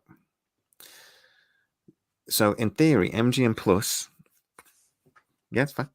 Needs a wee probably. MGM Plus could either use part or all of that script, and Brad Wright wouldn't be able to do anything about it. No. Because he doesn't own it. They wouldn't even have to put his name on it. It came under the MGM ownership, didn't it? It's MGM. MGM own. MGM commissioned him to write a script. They own it. Even if Brad owned it, it wouldn't make any difference because MGM owned the IP. So there's no way Brad Wright could own any of it. But they could use all of that script if they wanted to. They could rewrite it and not even put Brad's name on it. Just don't kill Jack. Oh, kill Jack. But yeah. So yeah, and Joseph Malozzi has talked about this a lot. He says, and things that Brad was planning, they would have concluded SGU. Sam and Richard Dean Anderson and Sam and Jack would have been in it. Daniel would have been in it. And there would have been a new villain. We know that. For me, that's the way to kickstart a new series all day. Yeah. And Brad Wright had the best idea, I think. Rodney was going to be in it as well. David Hewlett was going to be in it. The series was actually going to open with him. I'm mixing that up with the movie, the Stargate Atlantis movie. Sorry, I'm mixing that up and forgot my help. So ignore me. But I think that's interesting. You're back. Hi, Harris. I didn't need to pee. I was letting my friend in, who brought really cool looking lightsabers. Actually, that I don't know why he walked on the bus with these for a few hours, but I would have been fighting people off. Mm-hmm. I used to have lightsabers. I would rather be 5 years old if there's a lightsaber in front of me. Michael, that hasn't changed, mate. It's not happening as it stands right now. The last thing I heard was about 2 weeks ago. It's not happening. So not as it stands right now. So they connect, so you can have like twosies. That's what I did, and I just started hitting my ceiling and shit. Darth Maul lightsaber. Darth Maul. I know spinning back here, but here we go. The problem with Babylon 5 is that Warner Brothers want to make it, but they don't want to pay for it. So they were trying to find a streaming provider to make it, to pay for it, basically, that they would make it for, and nobody, as it stands right now, wants it. So, and then JMS called me a twat, and even though he confirmed basically everything I've been dropping for 6 months. I just love that. It makes sense as well, because if Amazon wouldn't pick it up because they're working on getting the MGM stuff on the go.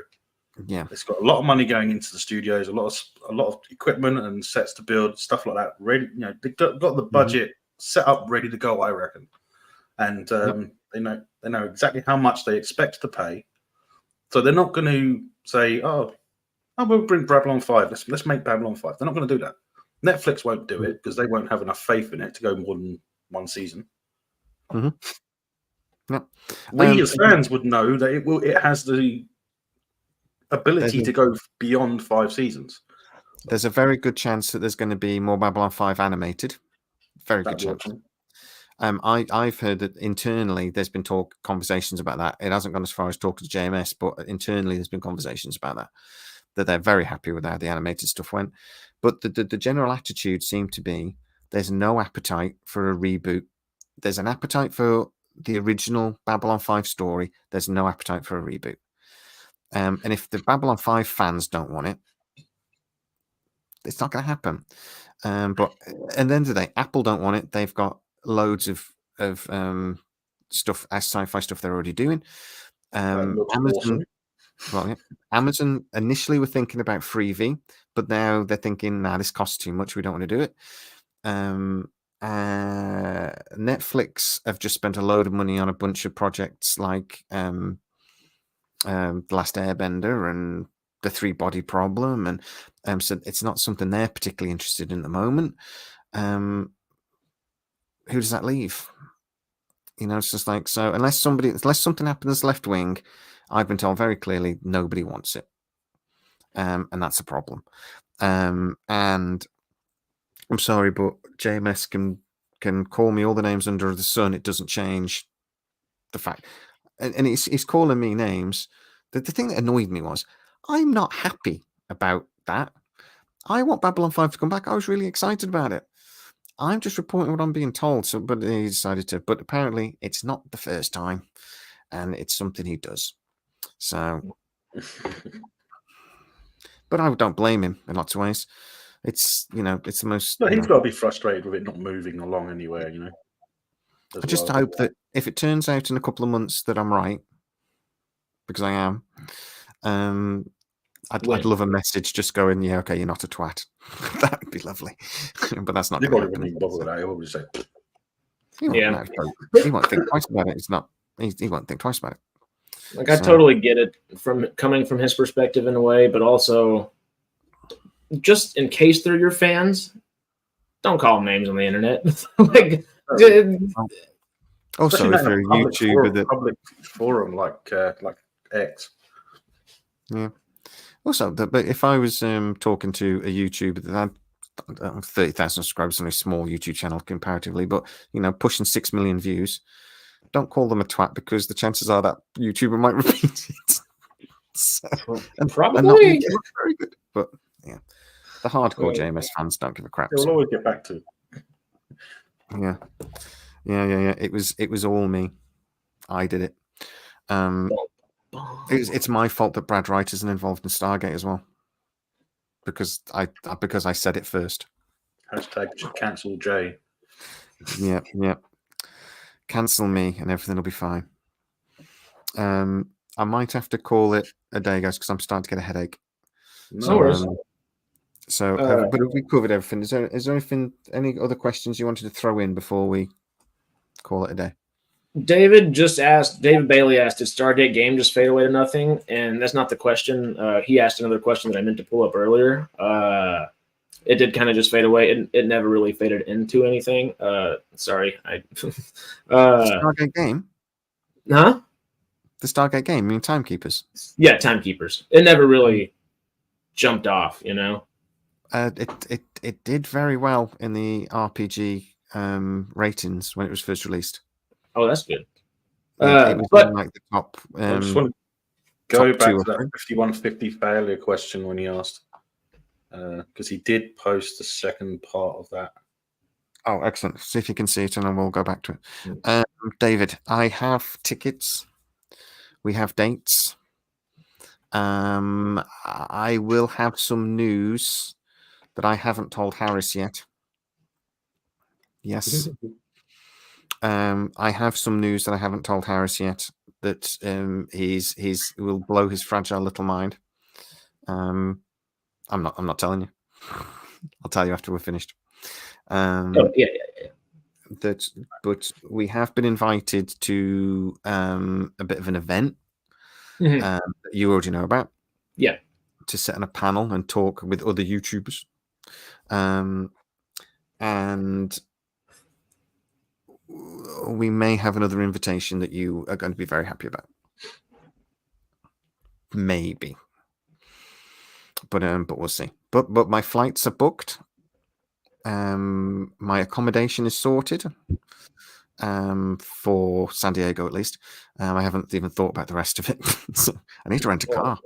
The Southern California aspect of things, you got all right. Everywhere else, you're venturing. That might yeah. Wild. Well, I'm going to land. I'm going to go a couple of days early and go up to Yosemite, I think. So make a little bit of a holiday of it. So yeah. So, Stargate does have that last question that I was trying to think of from David Bailey a second ago, though, is he brought it up probably 20 minutes ago or something like that. Is Amazon thinking about it from like an A-level movie or a B-level movie? Where are they going for, not just like tonality of like how is the series going to feel, but how is it going to like come across to the audience? Because as much as I love Stargate, I think Stargate's as good as it is because it was always kind of like a B-level. Like they treated it like a B-level. Like it wasn't too serious. It took itself seriously and not super seriously at the same time, and knew what it was and played with it and had fun with it versus like that super serious, like, kind of deal. That'd just be a good little easy question to ask. Stargate is odd. Yes. Odd in the best ways. Yeah, I found that question. I'm not banned from the United States. So the second part of that question for that chat from 5150 failure was, I can't bring it up, unfortunately. Wouldn't it make sense that the ZPM, sorry, were made in Atlantis somewhere. That's the question, basically. And yeah, it would make sense. Yeah, I thought they were. But Yeah, the but problem it was is, never found, though, was it it? was never found because it was in the damaged part of the city, which was flooded most of the time. You'd think So something it like makes that would be quite a big thing, though, wouldn't you? That it's a, that it would be noticeable. Well, you'd But, think so, but I liked my theory that there's a factory and the city, and that they're like two pieces and they have to be together. So the reason why we can't manufacture is because we haven't found the other part. But the city has to fly there, land, and then they can build ZPMs. like an ancient city, like we saw the replicators had. Yeah, so a lock and key sort of thing. Yeah. So it's a defense. It's a thing because obviously the ZPM is such a powerful piece of technology. You wouldn't want it falling into the wrong hands, and then that would explain why they just abandoned the city and they weren't bothered about going back, because they knew whoever went into the city couldn't build ZPMs. Didn't turn anything else off. All the other experiments are just quite happily ticking along, but they at least knew that they couldn't. They probably had self-contained power sources as well, so they could Yeah. work independent of the main supply. Yeah, I like this idea, Lucas. no, I'm not. The Amazon panel. Yeah, so the city can't make more without the other bit, sort of thing, which might be on the same planet for all we know. But yeah. Paul did ask another really good question to ask in the interview: is will the military have a big part of the production, like it originally did, of course? Yeah, military involvement. Like the USAF advisors and that. We hope you have a wonderful evening, Carrie. And you said you were feeling bad, so feel better, Carrie. We love you. Yeah, you feel better, Kerry. I saw that. Yeah, I've got some stuff coming up about Starfleet Academy, Star Trek Academy, Starfleet Academy. That's right for the time. I think it's going to be shit, and I'm going to explain why. I hope they film it next to my house, because I might not be a Star Trek person, but the Japanese Gardens in Van Nuys Sherman Oaks area, which is right around the corner from me, that's where like the Academy has always been. It's a beautiful building. There's San Francisco. Oh no, yeah, there's that one building, isn't there? The very angular. Yeah, a bunch of Orville was recorded there as well. An episode Maybe. of the Orville was recorded there. Yeah, it looks super cool. It's hard to get in there. It's free, but it's just hard to book your day and do all that kind of stuff a lot of times. Yeah, it's Star Trek 90210. That is the proper name. Right. So the scrolling text is wrong. Have I made a mistake with the scrolling text? Well, you instead of M cubed, it says M23, and it's I think Peter was. That sounds like a kind of like MS-13. I don't know. I think that's what he was trying to say. M23, isn't that an artillery gun? Edit it. Something like that too, there we go. A mobile artillery gun, isn't it? Links to M3 sci-fi questions in the description. Go to. That's right. Stop moaning. I did it very quickly before the stream started, so leave me alone. I didn't even notice it until Peter said something. But just funny. I didn't notice. M23. It's just like it's the newest version, isn't it? It's like an upgrade. That's instead of 3 topics, we're talking about 23 topics. Cubed. Exactly. That's what the internet is. It's always going to be bigger, better, more. Someone commented earlier, was like, I like the Wraith. I didn't really like the Ori because it just felt like they kept trying to just get bigger and badder, and I agree with it. I didn't mind the Ori, but it did feel kind of like that. But they have to do that, didn't they? That's part of the problem of bringing Stargate back, because they have to go bigger and bigger and bigger. The Ori had to be almost ascended beings, because what if, like, I don't know, even the Ashen, we'd kick their arse now. Or the Tolan, we'd kick their ass now. We would have had the technical advantage, but we wouldn't have the numbers. Yeah, that's a good point too. Well, because I still don't think even with Asgard technology we'd be able to defeat the Wraith. They're technologically advanced enough, and there's just way too many of them. I feel like obviously the Ori, we got Adria out of it, so it's okay.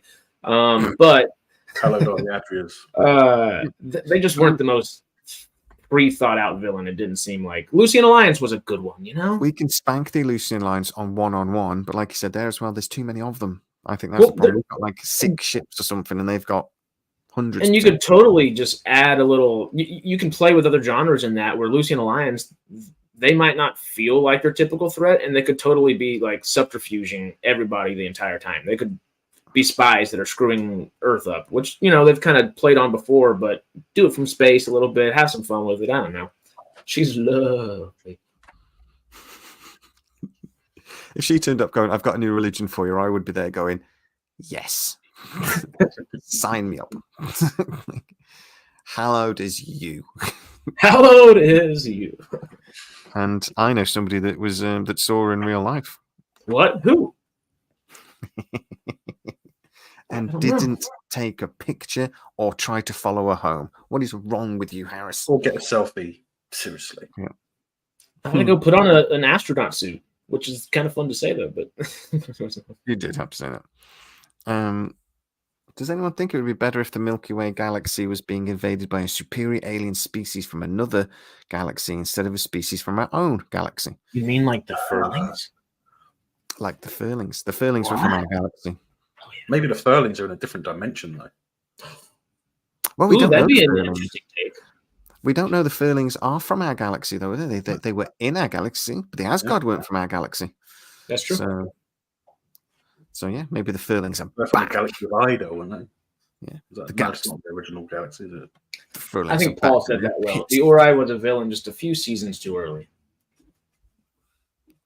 They rushed it. 2 seasons too I've early. always said that they rushed the last seasons of SU1 anyway. Mm-hmm. Well, I mean, they got to the end of season 8, and there was a. Because Atlantis came along, and that's where all the work went.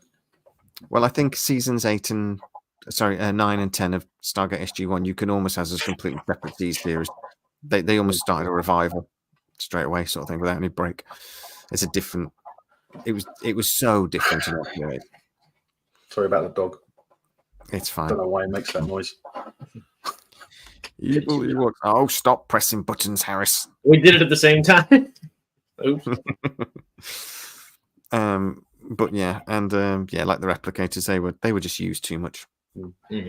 Too much. In they should never have brought them into SG Atlantis, to be honest. SGA. For me. We always joke about Furlings, if they are brought into everything, whatever, that they would probably. I mean, we joke about them being evil Ewoks. What we saw them looking like koalas essentially for a little bit, like just in what we would. I think it was O'Neill that dreamed that, right? Okay. That was an imagining. He There's dreamed no that. visual reference of what they would look like, anyways. They could be reptiles for all we Do know. you think like maybe a good, if they were to do it and to make them really villainous, what about making them almost like Chewbacca or like Sasquatch like? You know, like almost a Wookiee or Sasquatch like in a way? There is a theory that we actually did see the Furlings, but they weren't called the Furlings. I forget the name of the episode, but it is very heavily around Sam, and they found a spaceship that was floating in the middle of blah blah blah. I'll have to Google it. The one where she was stuck in that nebula that was messing with her head. That was the Furlings, and in that case, they're human-like. Okay, that was the Furlings. That's one theory. But I mean, we literally aren't just saying bear stuff because they say fur. You what, Melvin? I said that was a mental projection for her. But yeah, that's another thing. So we don't really know if that was a mental projection or not. So we don't really know.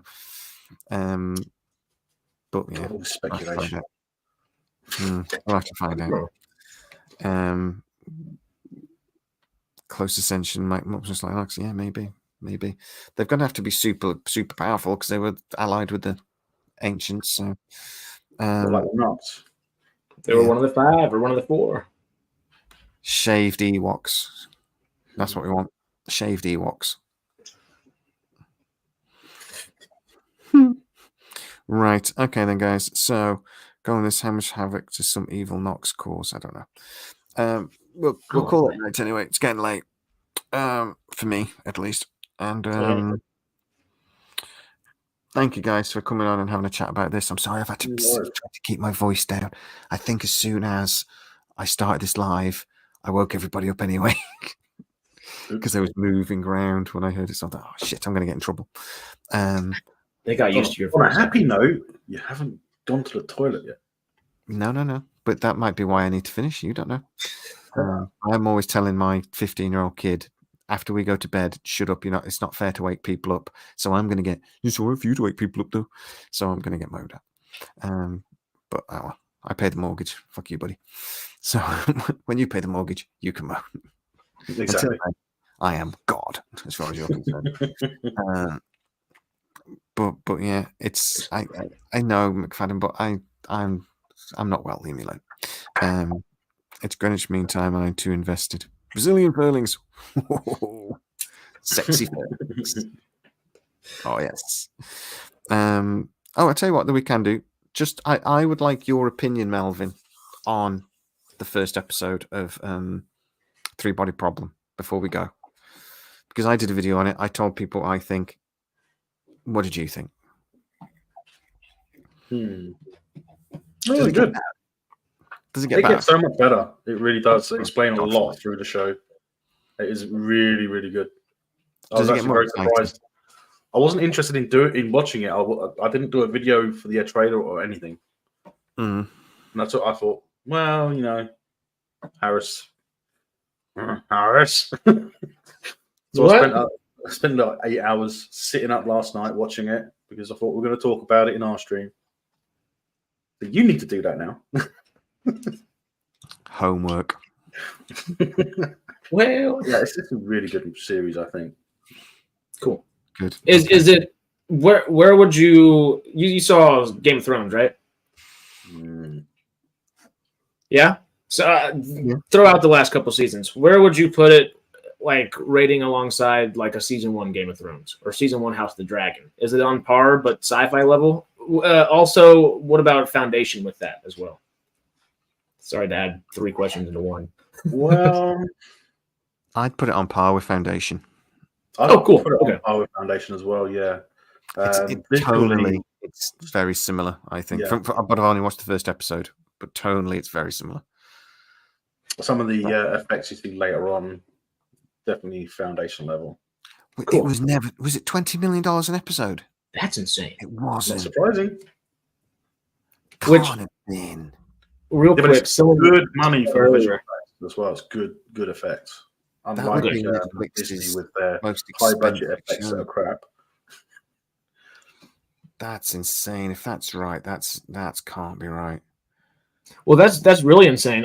Someone was talking about Foundation getting their budget cut, which is insane for, we herald that as like the show that uses its money the best all the time. But so why cut that money from Foundation when you should be cutting money from Monarch? I'm just saying.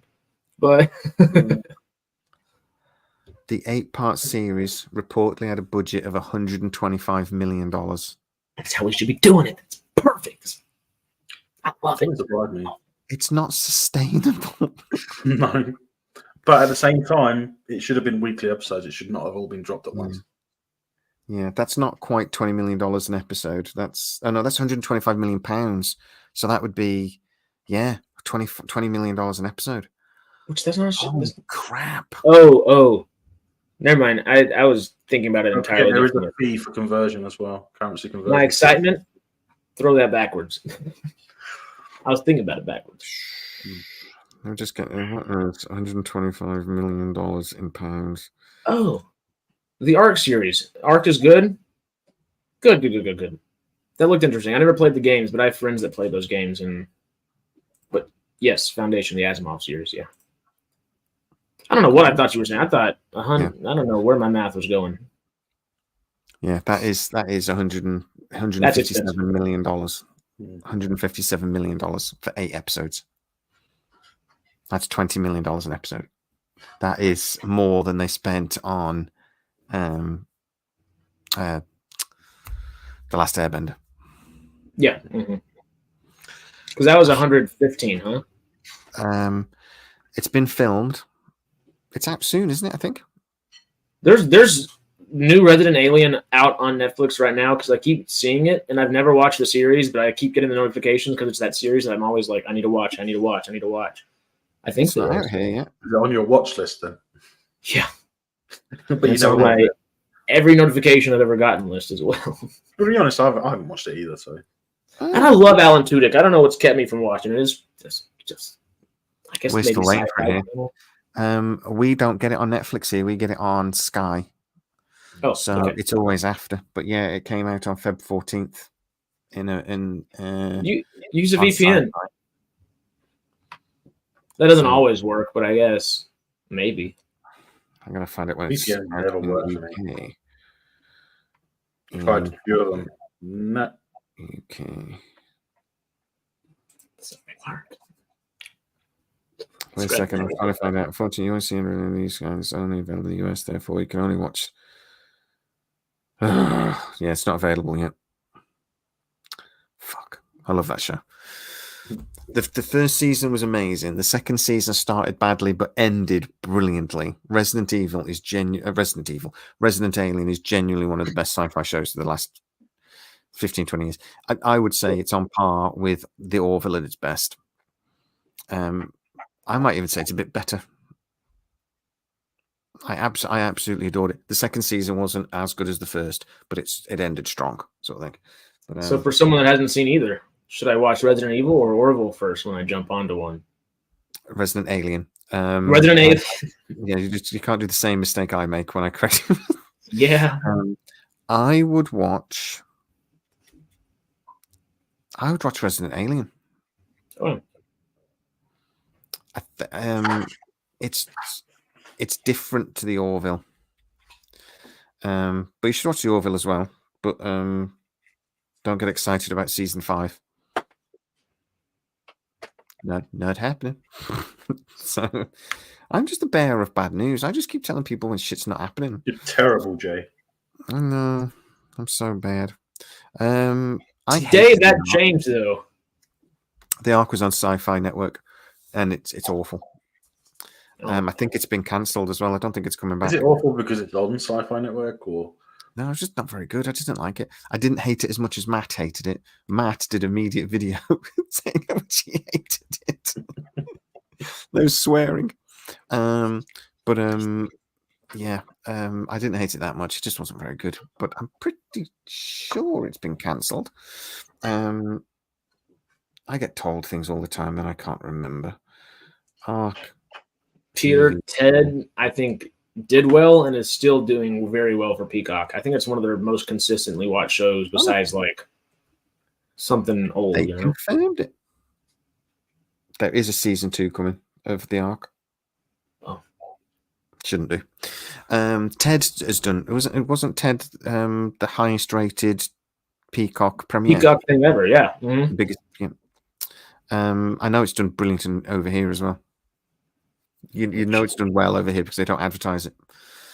And it's just got it's. I think it's still like really high up on the Nielsen ratings, isn't it? It's like 2 or 3, isn't it, on the Nielsen rating? Really I don't know if it's that high, but it's up there. It's people are watching it, which good for Peacock and good for. Yep. That was a proper way of continuing an IP, I think, without damaging what's already been done. Yeah, we're getting that's 2 seasons. It's an Arc season 2. Maybe it'll get better. I always say that you can't really judge a show in the first season. You've got to give it 2 seasons. It needs to get its feet under itself. Back in the day, it used to take 3 seasons for a show to take off. I think by the end of the second season, if a show isn't getting better, it's not going to struggle. But you've got to give it this second season. But if you should always like the show, though. If it's a show you hate, then obviously don't bother. But if it's a show you like, give it the second season because you might just love it. Stargate, I fell in love with it at the end of season 1. I was still a Trekkie, and then it was by the end of season 1, I was like, I think I'm going to be a Gator now.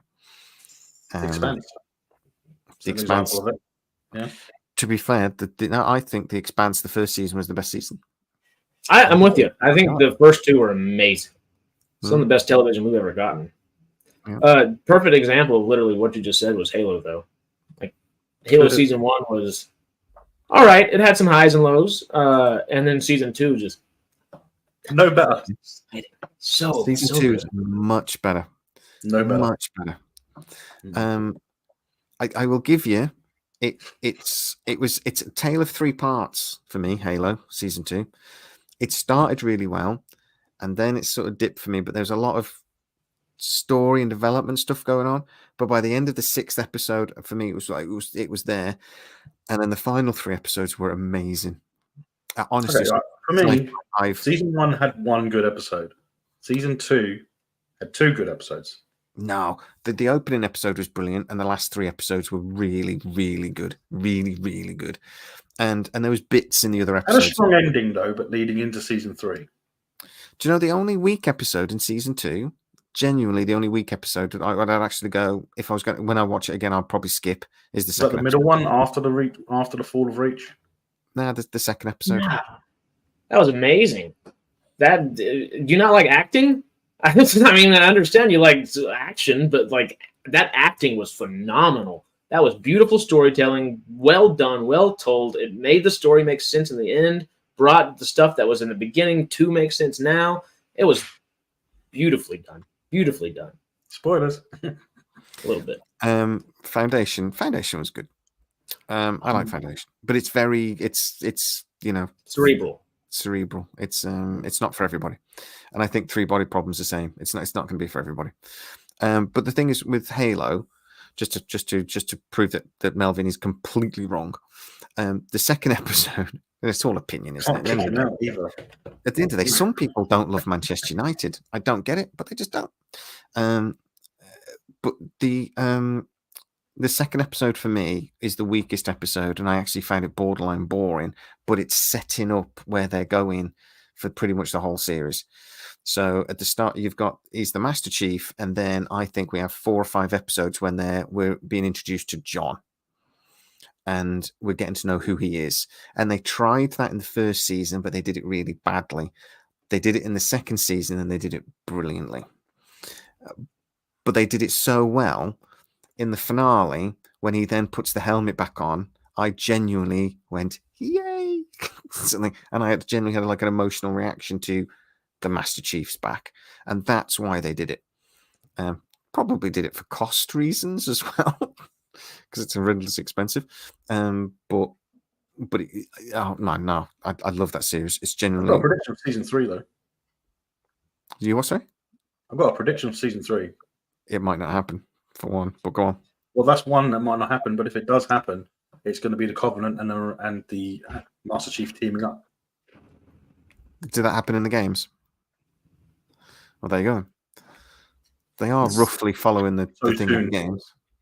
Is that to just go? They're not that close to the games as you think. No, they're not. No, I've said that. I've not. I've only played a couple of the games. It's inspired by. Mm-hmm. They said the same thing. Which totally reasonable. But the showrunners of season 1 that were fired before season 1 ever came out were like very much. This isn't the same story. This is like I think it's Silver Squad or Blue. No, this is Silver Squad, and Blue Squad is like your original Spartans or something like that. I only ever played Reach. So very much like for Jamie and I not playing like these games and like having those like that, just looking at it from a sci-fi perspective. Yeah, it's easy for us to ignore. Visually, it's stunning. But I make exactly the same point in that because I don't know the lore, I can just appreciate it for what Halo is. I can completely understand that it would annoy people that love the game.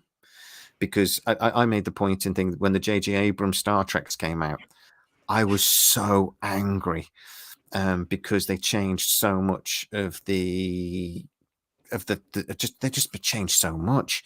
Now I can look back at it and I just appreciate it. They're just good Star Trek. They're not Star Trek, but they're good films. They're fun and they don't wind me up. At the time I came out of the first one, fucking furious. I was just like, why is this happening? Why is this happening? This doesn't make any sense. This is stupid.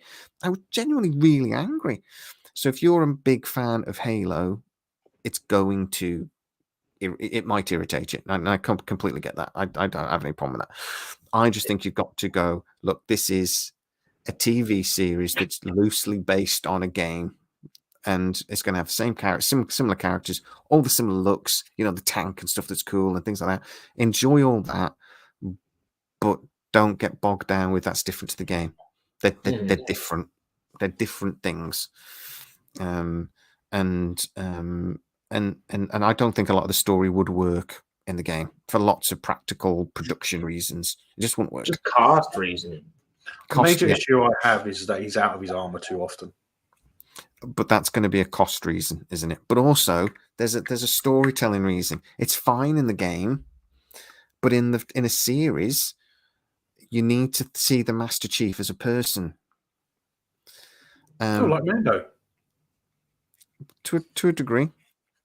The writing teams have approached it very, very differently. That's the easy thing to say, and I there is a way to do it, but you have to approach the entire show from an entirely different perspective.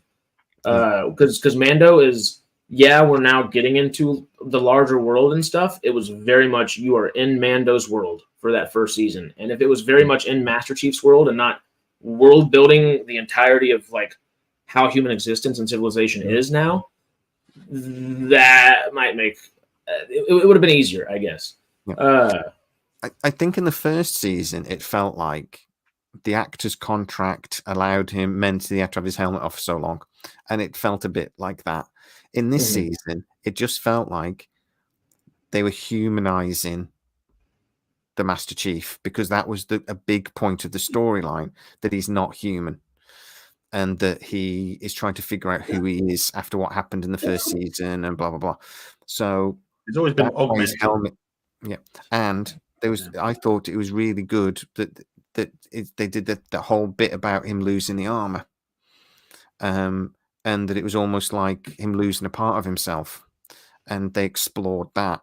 I just thought it just added way more. I just feel like it added 3 dimensions to the game that was maybe a bit 2-dimensional, because the game is about running around and shooting bad guys. Is the prime. There's a story there, but the prime thing about the games is a shoot 'em up. This is a TV story telling a story. This is a show telling a story over. We've had 20 hours already, and there's loads more to. And I'll just say, him taking his helmet off in the second season was done with a purpose. Then when he put the helmet back on, it was supposed to excite you and get you like. And it was meaningful. And it had deep impact. I liked that moment. It was good. Yeah. So it works for me.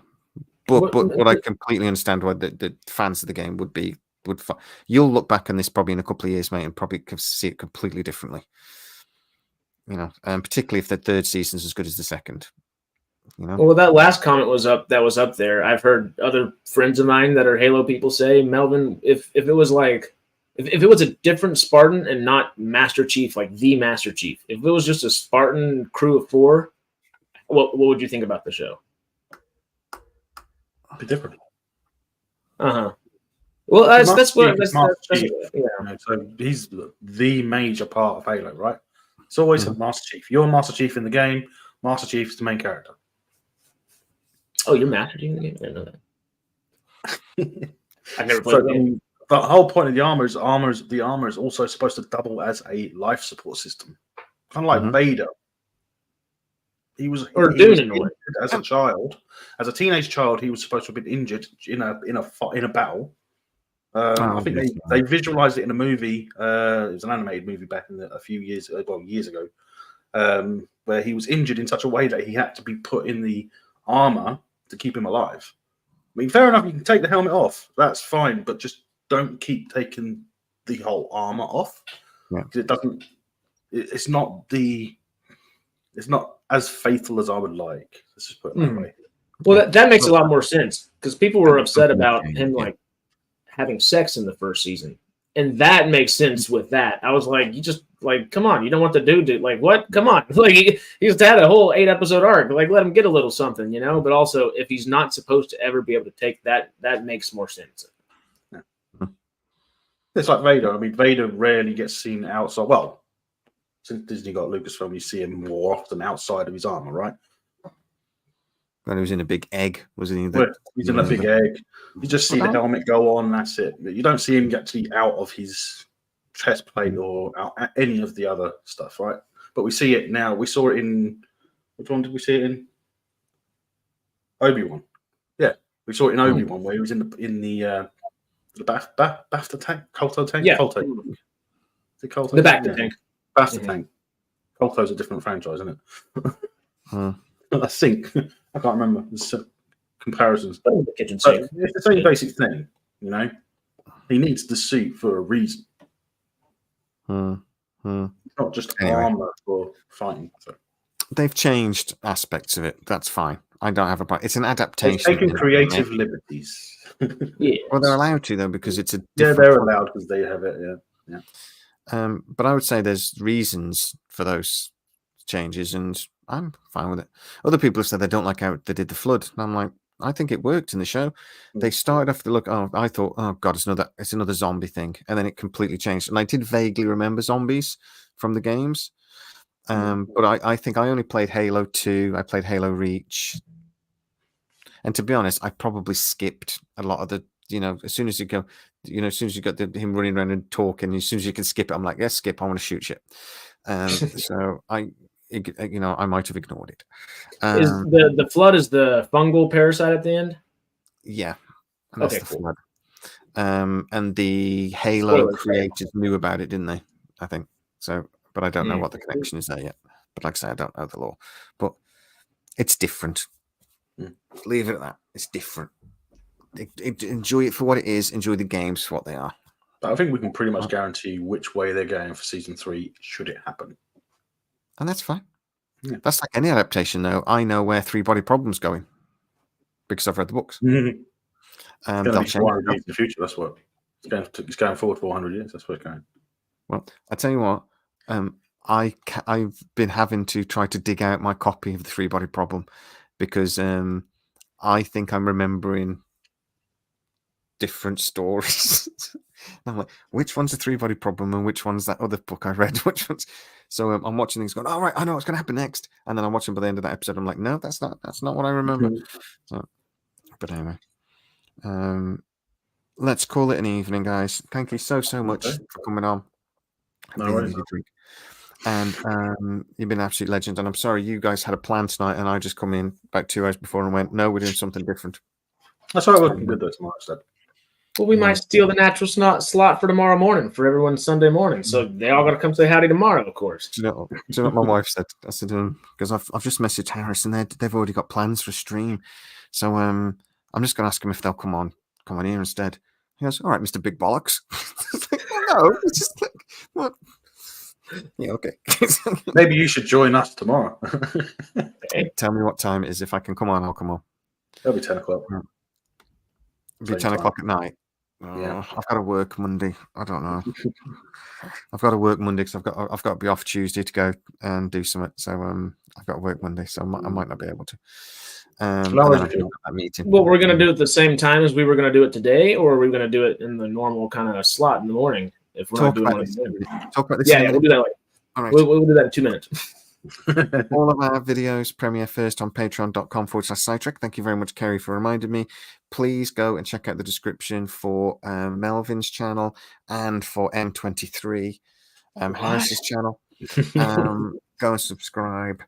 And thank you so much. After the meeting that we've got on Tuesday, I'm certain we'll have a few more Naquador enriched nukes going off as we find out a little bit more about what's going on. But 7 chevrons locked. What's all I'm gonna say? We are there. We're done. This is happening. Come on. Keep sending questions in for Tuesday. Don't forget to do that, y'all. Yeah. Try to be realistic in what you actually think this guy's going to be able to answer. Yeah. We don't want to waste time asking questions that he's just going to go, I don't know. But niche specific questions are probably the best. Yeah. So, can I get a copy of the Bible, basically? Yes, that would be nice. Bible. I will ask about the Bible, though. And as always, do as Carrie says. Carrie is our God Emperor of the universe. Thank you, Carrie. Go, Carrie, get well. Sarah, good night. Sarah, we need to get Sarah on a live. We promise. Yes. She will be on SciTrek soon. We're going to pick the best and the worst episodes of all the Stargate series, and then I've got to sit and watch them in a day. I don't know why I agree to these things. Why do I agree to these things? Why do I agree to 18 hours of Stargate, for God's sake? Because your missus wouldn't let you do it otherwise. No, I have to wait for her to go out for the day for me to do it last time. Right. Good night, everybody. Have a lovely evening. We will see you really soon. We won't be live tomorrow because I forgot I bought tickets for something else. But we will be back very soon. Just come This and way. do subscribe. That We'll way. see you tomorrow. See you real soon, everybody. Good night. Later. See y'all.